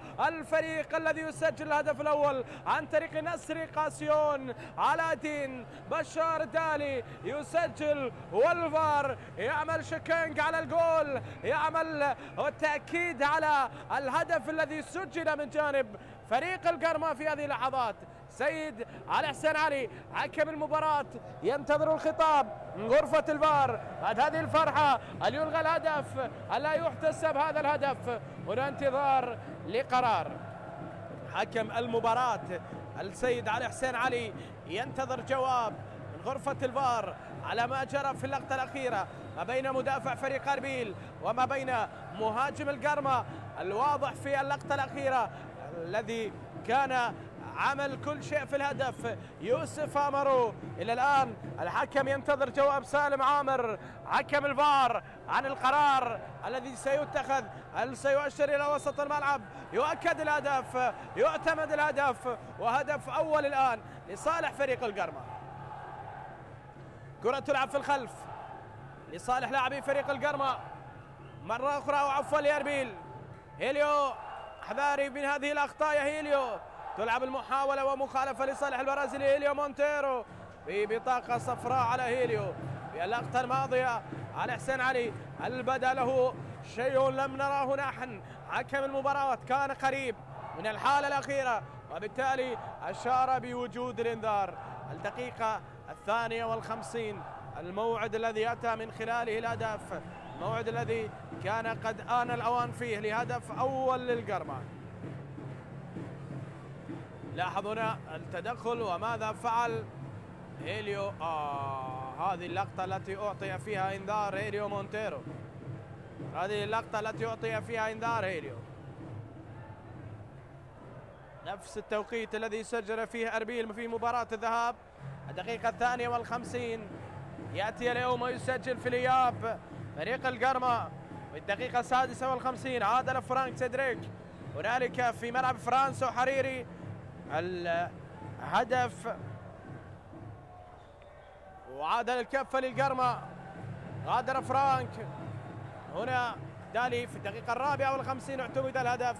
الكرة التي تلعب الآن، المحاولة من جانب قابيل يلعب الكرة مصطفى، تعود مرة أخرى من أقدام المتألق الرائع مصطفى قابيل. مباريات كبيرة قدمها مع منتخب الشباب في بطولة آسيا الأخيرة للشباب مصطفى قابيل، البطولة التي غادرناها في ربع النهائي أمام أستراليا. تلعب المحاولة ودالي، ولكن الكرة من دوليفان تلعب إلى خارج أرضية الملعب. المحاولة إلى رمية جانبية. دوليفان الذي لا يسأل عن الهدف، دوليفان الذي كان عدم الحماية. لاحظ أمرو لعب الكرة ولم يشار إلى تسلل من قبل مساعد الحكم. دوليفان لعب الكرة إلى رمية جانبية. تعود المحاولة الآن، الكرة التي تعود مرة أخرى لصالح لاعبي فريق أربيل. رمية جانبية للإمبراطور في هذه اللحظات. هاولير يتأخر بهدف مقابل لا شيء في الصقر الغربية، عالي الجناح، والمحاولة بانتصار، والفرصة الآن أوقات الصقور، والكرة التي تلعب. عصر وصقر وانتصار، وهذه الأفراح المنتظرة هنا في هذا الملعب لفريق القرمة. المحاولة تصل، أسامة رشيد يحاول على الطرف، يوسف بن سودة يلعب الكرة، يوسف لا منفذ أمام يوسف. محمود خضير نجح ومنتظر بالحل الفردي، يحاول روى يتقدم، روى مخالفة لروى يوسف، يطالب الانذار، روى يوسف في اللقطة والانطلاقة الأخيرة على حسين علي. هنا قد يؤشر انذار، الرقلة وتدخل من الخلف على روى من جانب مؤمل عبد الرضا، والحكم ماذا سيكون قراره من إشهاب التدخل الأول، ويطلب انذار في التدخل الأخير. روى غاضب، روى، والآن ضربة حرة مباشرة من أجل العودة إلى المباراة. يشير كويوسف من أمام مرمى محمد حميد، من أمام مرمى حارس نادي القرمة.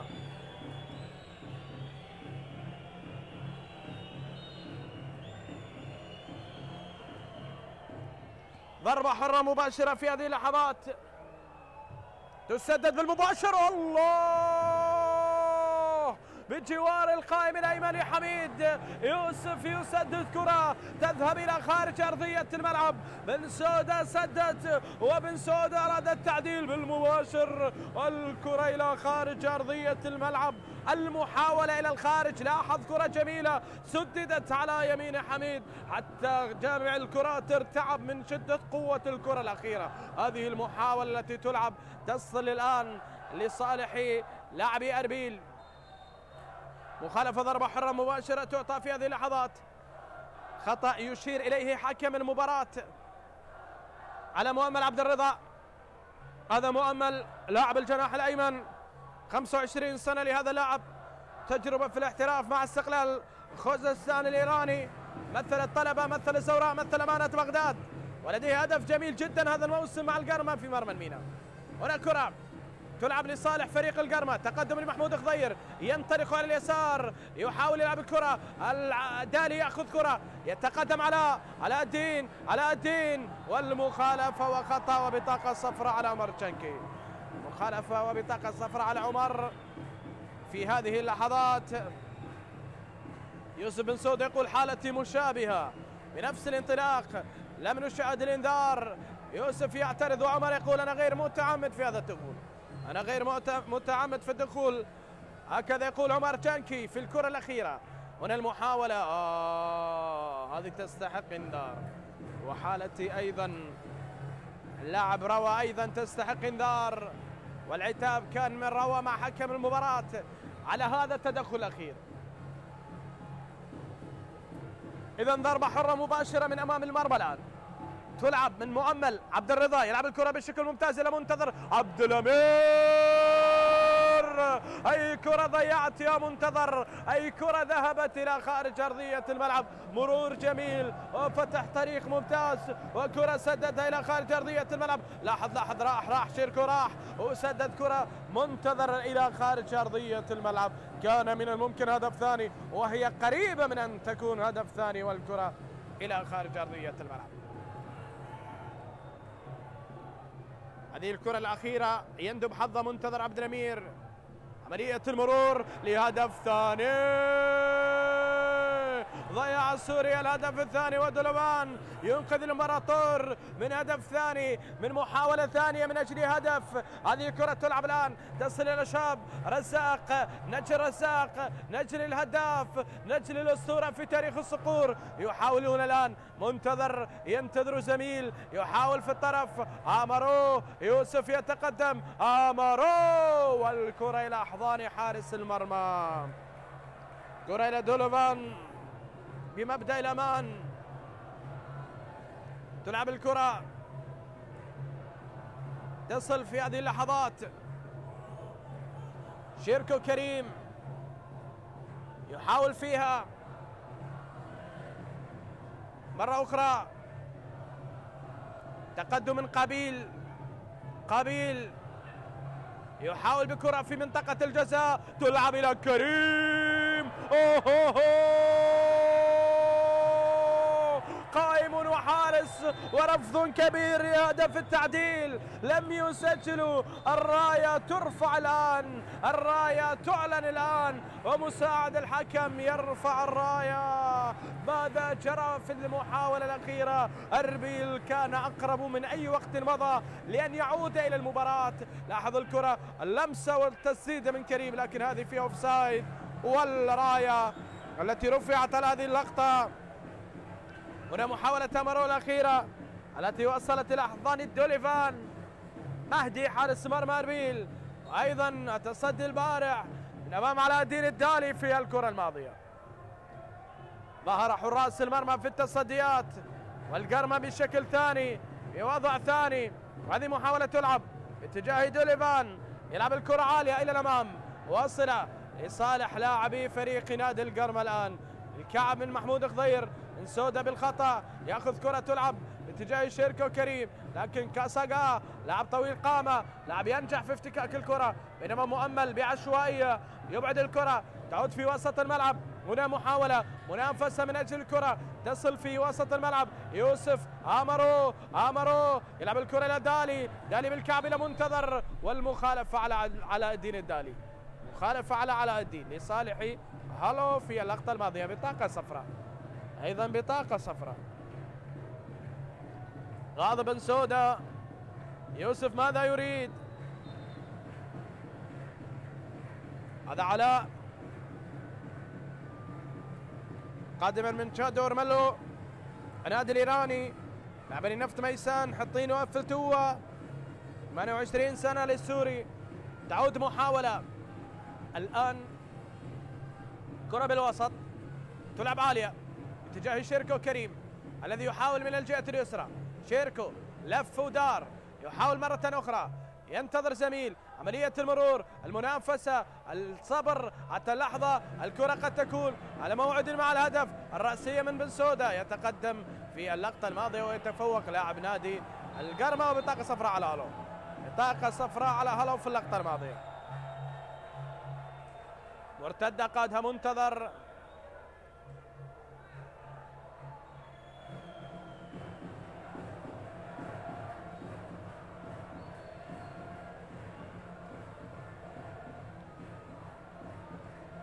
هذه الكرة التي كان فيها المخالفة على هالو.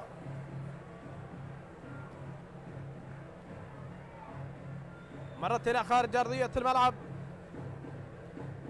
الآن رمية جانبية لفريق القرمة.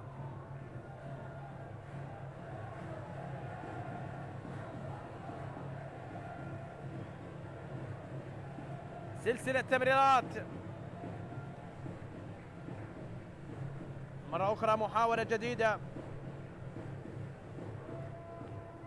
لكن إلى خارج أرضية الملعب.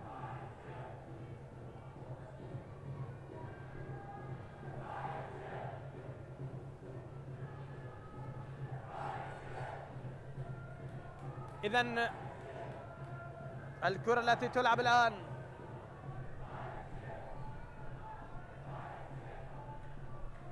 من خلال حارس المرمى دوليفان مهدي، ستنفذ وتستمر المحاولات مخالفة في وسط الملعب لصالح القرمة.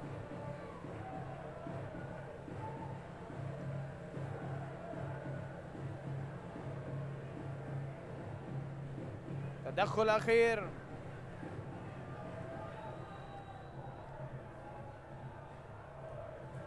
شاب رزاق.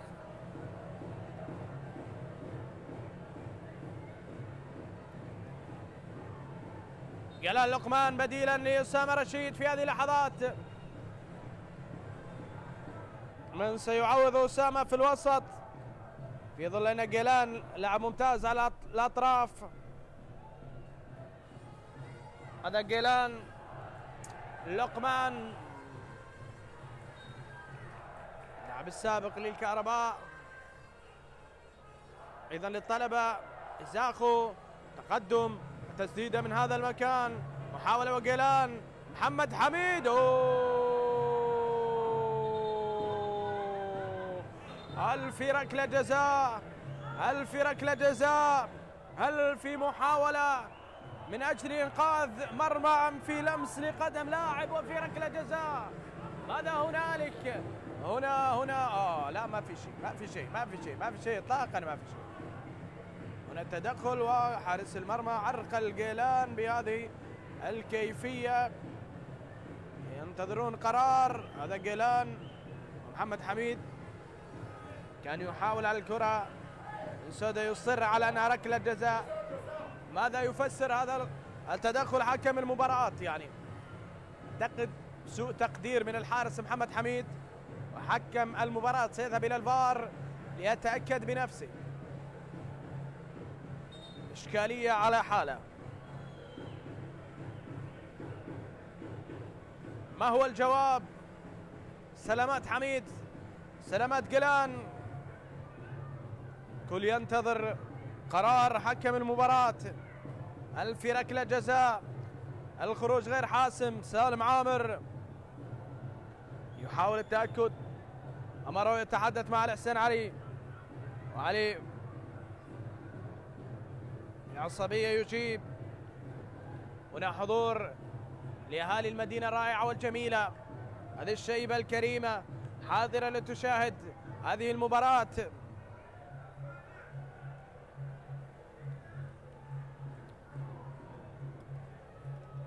سلامات حميد بهذا التدخل. هنا لاحظ ما الذي حصل حتى عرقل جيلان؟ فيها حديث، نضع عليها علامة استفهام.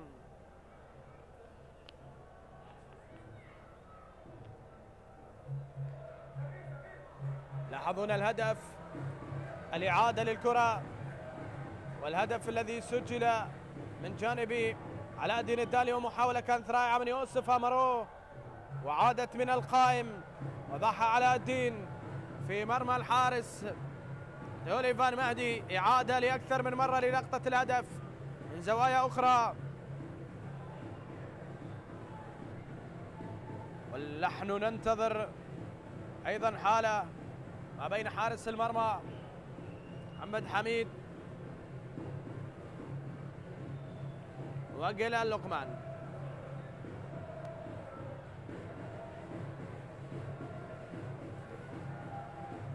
يطمئن على حميد. هل سيستمر اللعب؟ نعم يستمر اللعب دون العودة إلى الفار.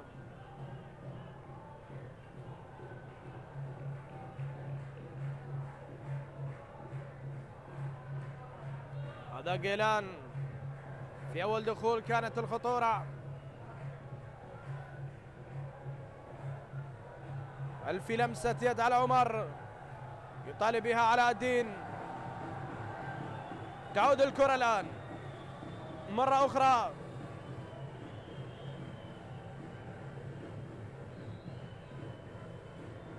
تناقل كرات. كرداغلي يتقدم إلى الأمام. شيركو يحاول، شيركو يريد الهروب من هذه الزحمة لدفاعات القرمة. علي حسين علي ماذا يقول؟ تأكيد من لمسة اليد. العمر لمس الكرة متعمدا، أما هذا لاحظونا الكرة التي لامست يد عمر، لا كرة طبيعية واللمس في مكان لا يعتبر غير شرعي. وين حصل طريقة الحركة، نية اللاعب.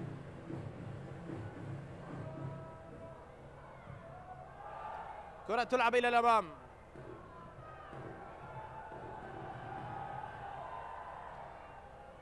كرة تعود مرة أخرى إلى خارج أرضية الملعب، تصل لصالح أربيل. جماهير القرمة متفاعلة،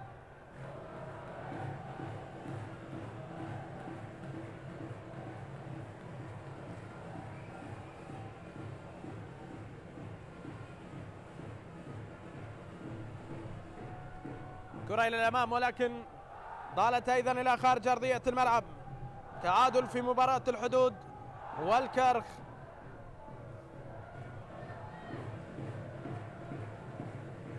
والآن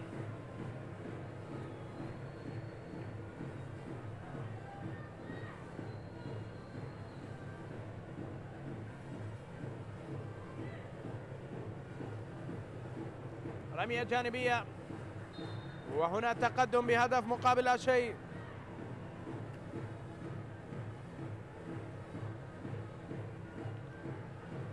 لصالح فريق القرمة على أربيل. ضربة حرة مباشرة، هنا الضربة الحرة المباشرة التي ستنفذ.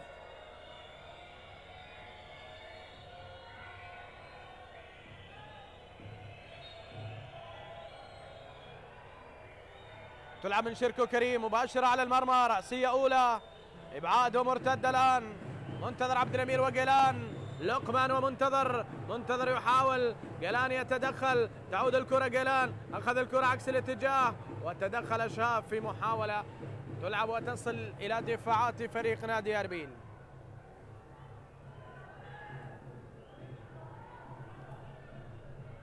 تدخل مرة أخرى، لا مخالفة يقول حكم المباراة. شاب الذي يتقدم الآن يأخذ الكرة، يمر من عمر، وعمر لو أعلن عن مخالفة لا أعلن عن إنذار.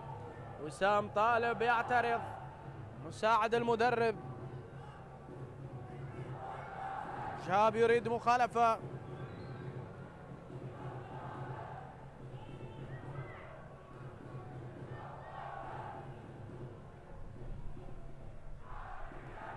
هنا الكرة التي تلعب مرة أخرى. أمرو يلعب الكرة عالية، هيليو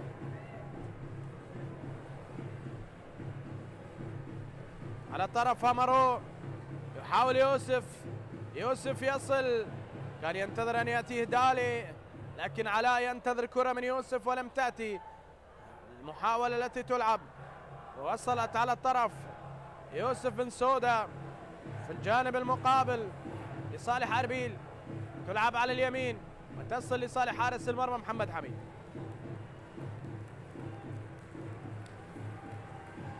مباشرة إلى أحضان حارس مرمى القرمة.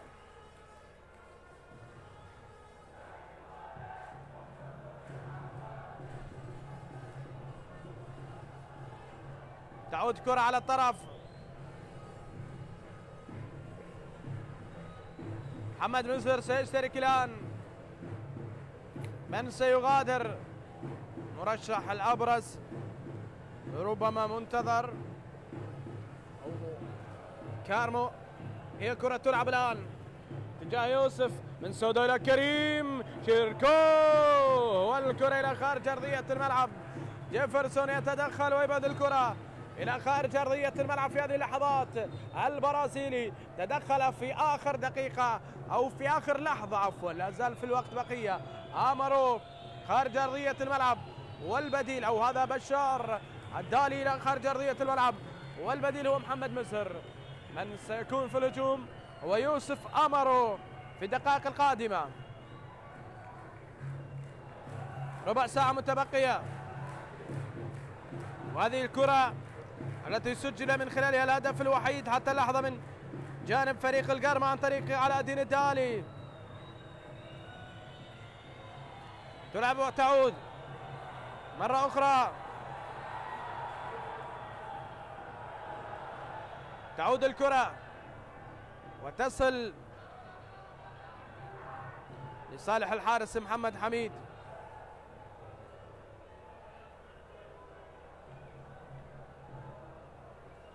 سلامات كارمو. هيرنيلسون يعاني من إصابة في هذه اللحظات. منتظر يعاني من إصابة في هذه اللحظات. ماذا جرى ما بين اللاعبين؟ هنا اللقطة الأخيرة، كارمو سقط هنا ومنتظر أين سقط منتظر. لاحظ هنا اللحظة التي سقط فيها هيرنيلسون كارمو. سلامات سلامات سلامات يا أنغولي. هيرنيلسون كارمو يسقط في أرضية الملعب الآن. يطمئنون عليه وفي انتظار الكادر الطبي. هذا منتظر عبد الأمير. هيرنيلسون كارمو إلى الآن على أرضية الملعب.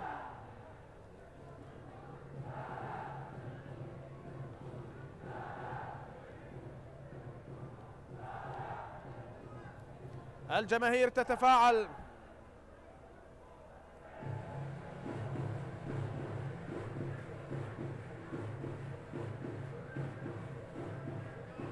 ينقل أنغولي. كارمو سلامات يا كارمو سلامات. في هذه اللحظات ينقل هيرنيلسون إلى خارج أرضية الملعب.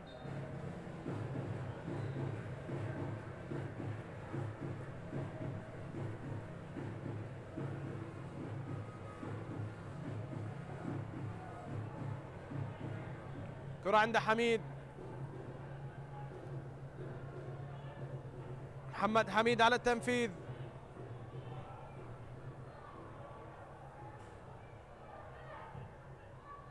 يلعب الكرة العالية. عمر جنكي. تغطية وتصل إلى دولوفان مهدي. الله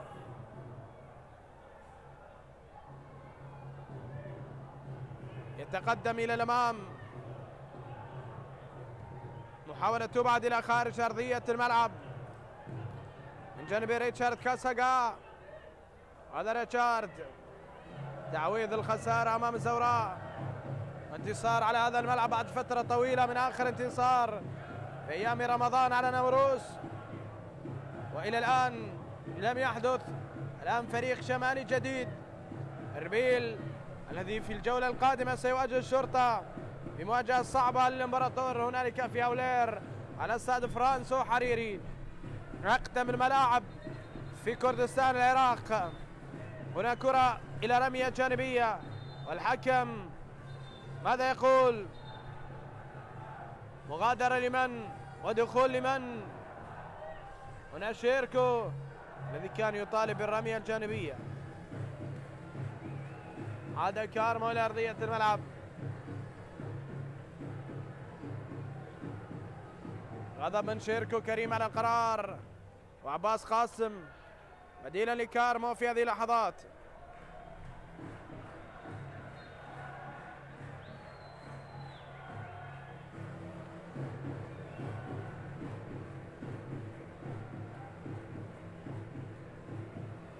يتقدم يوسف أمارو. صراع بدني مع البرازيلي هاليسون. بعدها كرة إلى خارج الملعب جانبية لكارمو. عباس قاسم يشترك الآن. نجم النوارس يشترك في هذه اللحظات، والكرة تعود. إبعاد من كاساغا. تمرير على الجانب إلى قابيل. مصطفى قابيل. ألا يحاول ينتظر الكرة التي تلعب، والتقدم من جانب منتظر عبد الأمير. يحاول ومنتظر تعب من الجري والكرة ضاعت عليه. المحاولة التي تأتي إلى قابيل يحاول يلعب الكرة في الفراغ إلى كاردغلي. لياقة كبيرة لكاردغلي لكن لا يصل إلى الكرة، كانت طويلة. والتعب السوري في العشر دقائق الأخيرة المتبقية. سمير بابو هل يتعرض لخسارة جديدة؟ سمير بابو الذي خسر في 12 مباراة وتعادل في 5، فاز في 10 مباريات. هنا التدخل والكرة إلى خارج أرضية الملعب.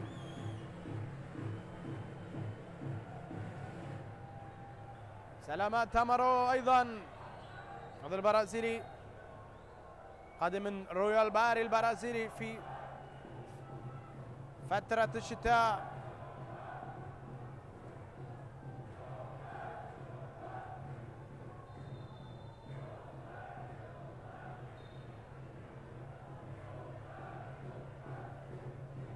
علي حسين علي ماذا يقول؟ رمية جانبية إلى أمرو في الطرف، مزهر البديلة، وهذا الآن محي الدين إلى خارج أرضية الملعب. ركلة مرمى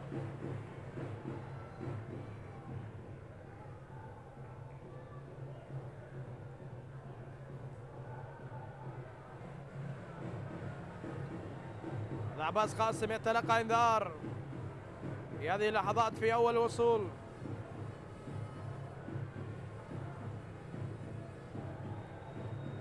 كرة تعود بالخطأ، مزهر يلعبها وتعود لدفاعات أربيل. بديل جديد من أربيل سيصل في هذه اللحظات.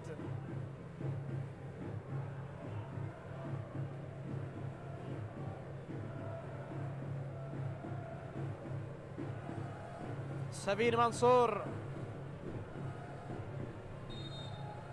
هو الذي يشترك في هذه اللحظات بدلا من هاليسون بعد إلهاء. سفين الذي لديه 4 أهداف هذا الموسم مع الإمبراطور ربما هو الحل. دفع على قابيل وضربة حرة مباشرة لصالح مصطفى. سلامات يا قابيل.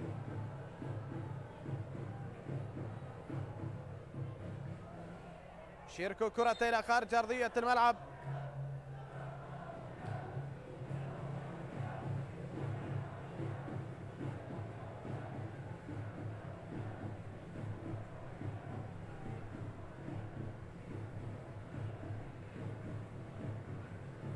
تعود كرة في وسط الملعب، سقوط في هذه الانطلاقة.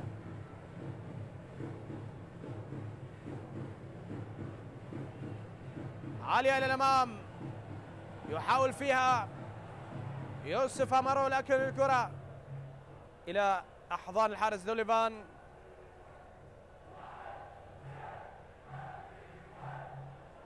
عالية المحاولة لصالح أربيل. انسودا قد يعودون وإلى أحضان الحارس محمد حميد. محاولة كان من خلالها فريق أربيل يحاول الوصول إلى المرمى عن طريق البديل سفين منصور، لكن كرة منصور تصل إلى أحضان محمد حميد.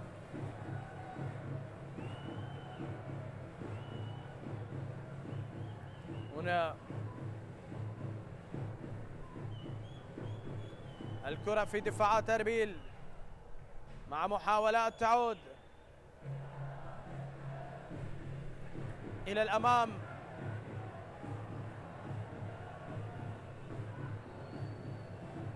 تصل لصالح نادي أربيل. يوسف انسودا في منطقة الجزاء. تونسي يحاول،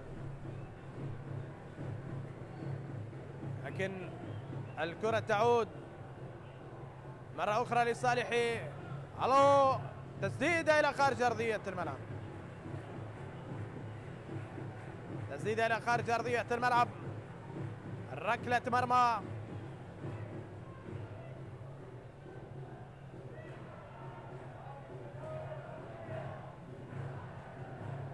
محمد حميد الذي حاول على الكرة، وهل لمسها حميد؟ ما يبدو أنه لم يصل إليها. مباريات ختام اليوم إلى الآن الأهداف حاضرة، انتصار مع تعادل، وختام الجولة ستكون في الكهرباء ودهوك في ملعب الزوراء في 7:30. لقاء مهم يجمع فريق يملك عدد كبير من المباريات المؤجلة ويحاول الاقتراب من المتصدرين الزوراء، وخلف فريق نادي الشرطة. كرة تعود باللمسات والمحاولات إلى خارج أرضية الملعب.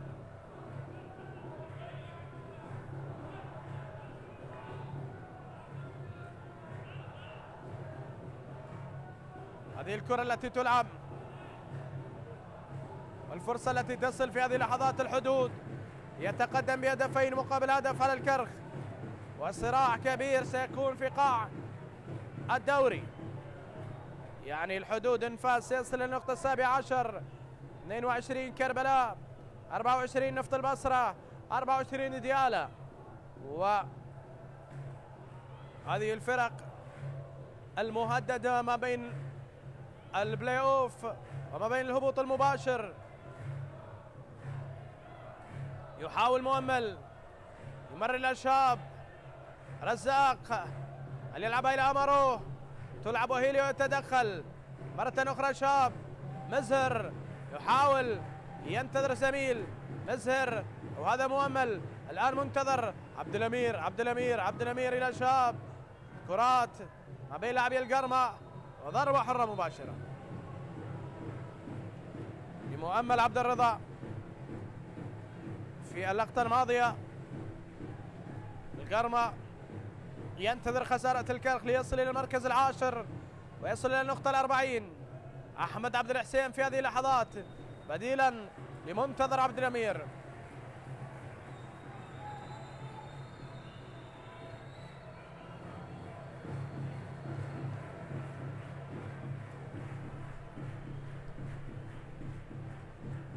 إذن يشترك أحمد عبد الحسين وعباس قاسم ومحمد مزهر ويغادر الدالي ومنتظر وكارمو.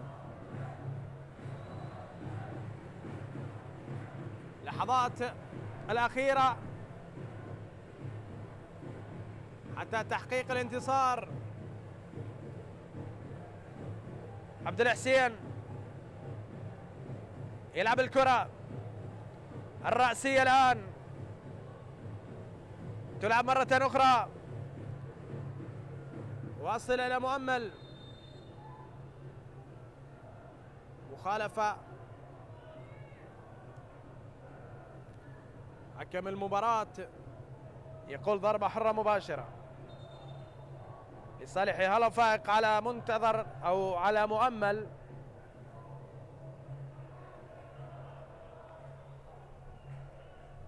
بطاقة صفراء على مؤمل عبد الرضا أيضا. كل روح رياضية يستقبل انذار. هنا الكرة التي تلعب تنقل مرة أخرى. هالو، وهذا روى الذي يحاول هيليو. روى في وسط الملعب. يوسف، كرة عالية من سودة بالرأس إلى محمد حميد. خذها على الجانب حميد، يحتفظ بالكرة الحارس ويلتقط هذه الكرة. ونحن نلعب الآن في الدقيقة الأخيرة من المباراة ككل في الوقت الأصلي.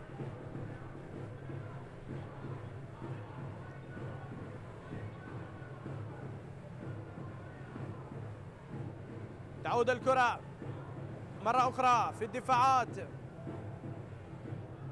يتقدم إلى الأمام في الكرة الأخيرة روى، لكنه تعرض لعرقلة. عمر شانكي في كرة، يتقدم ليلعب الكرة في الوسط. هذا روى إلى كردغلي في الجانب المقابل. أين جيلان؟ لقمان موجود، لكن يفضل العودة إلى الخلف إلى هيليو.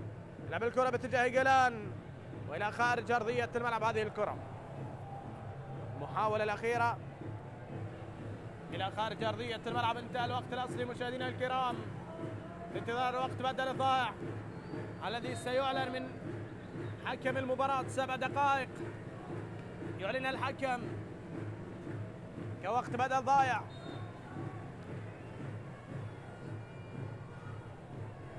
أحمد خلف والحديث. تعود الكرة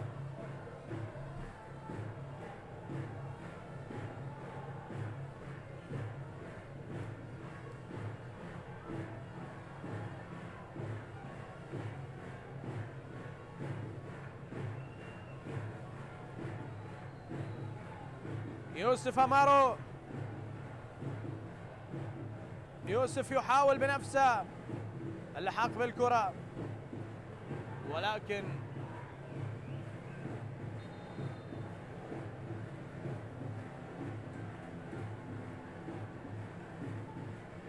إلى خارج أرضية الملعب الكرة الأخيرة.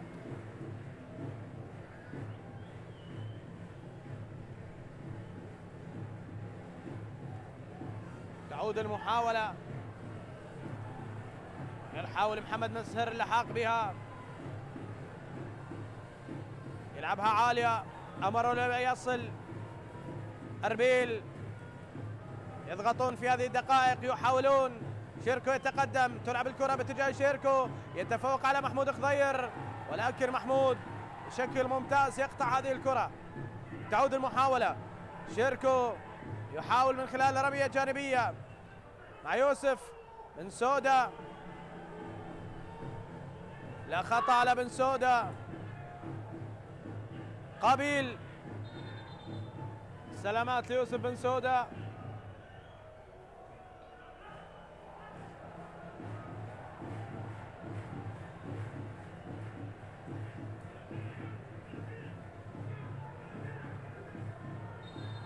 غاضب سيتلقى انذار.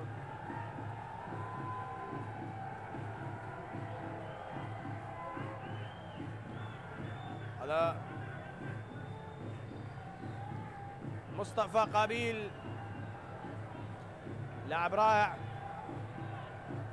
التدخل الذي كان من مؤمل على يوسف بن سودا.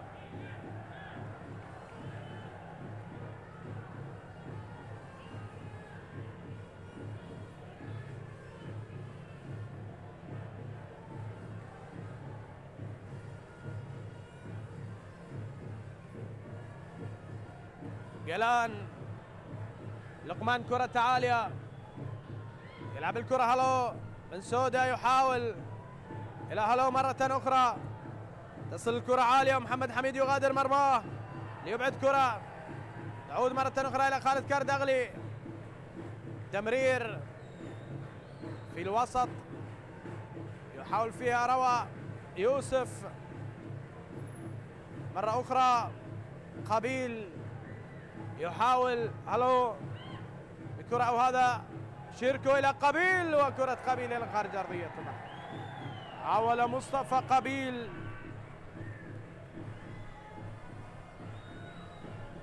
لكن كرة إلى خارج أرضية الملعب.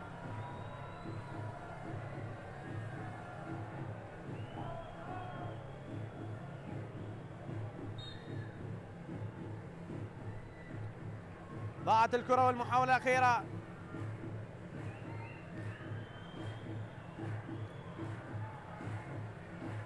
تمر الدقائق وتمضي والتأخر لأربيل لا زال.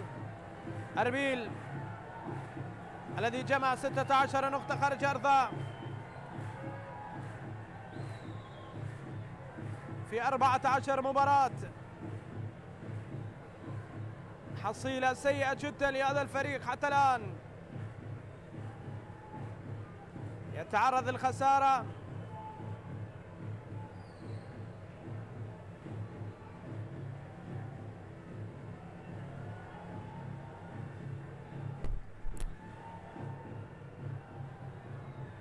في 14 مباراة كان أربيل قد لعب خارج أرضه حتى الآن، طريق الخسارة الثامنة. هذه كرة إلى خارج أرضية الملعب. القرمة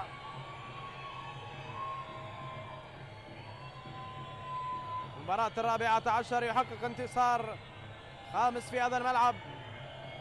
ركنية لأربيل، دقائق عصيبة، محاولة على يمين حارس المرمى حميد، كرة عالية، حميد، قابيل، والكرة تعود وتبعد. وأربيل لغياب الروح بل يداوي الجروح، ويعود بتعادل ثمين من الرمادي.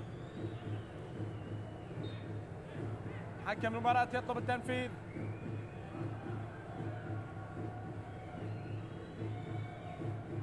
كرة إلى خارج أرضية الملعب.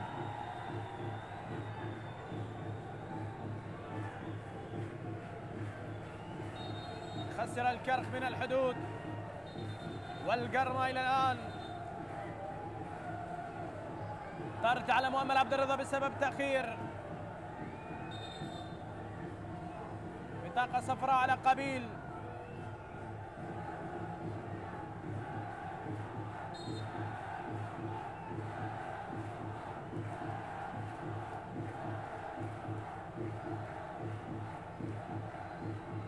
تلعب الكرة إلى خارج أرضية الملعب. منقوص العدد في هذه الدقائق فريق القرمة. قابيل وشركو كريم. خطأ في تنفيذ الرمية الجانبية.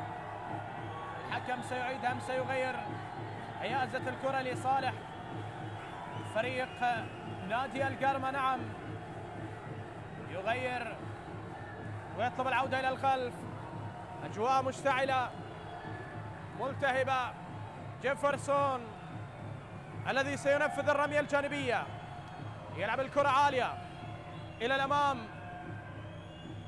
تصل باتجاه محمود الذي ينقل الكرة إلى أمارو.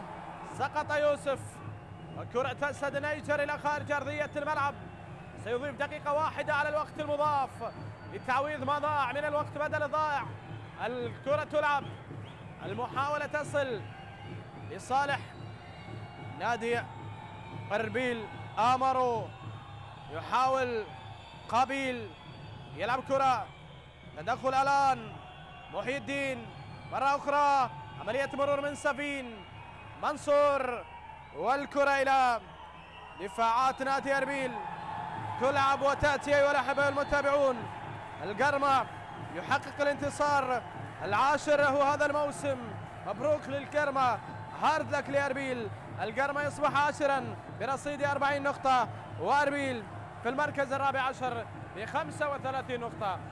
هنا أترككم في أمان الله وحفظه، وحتى لقاء قريب.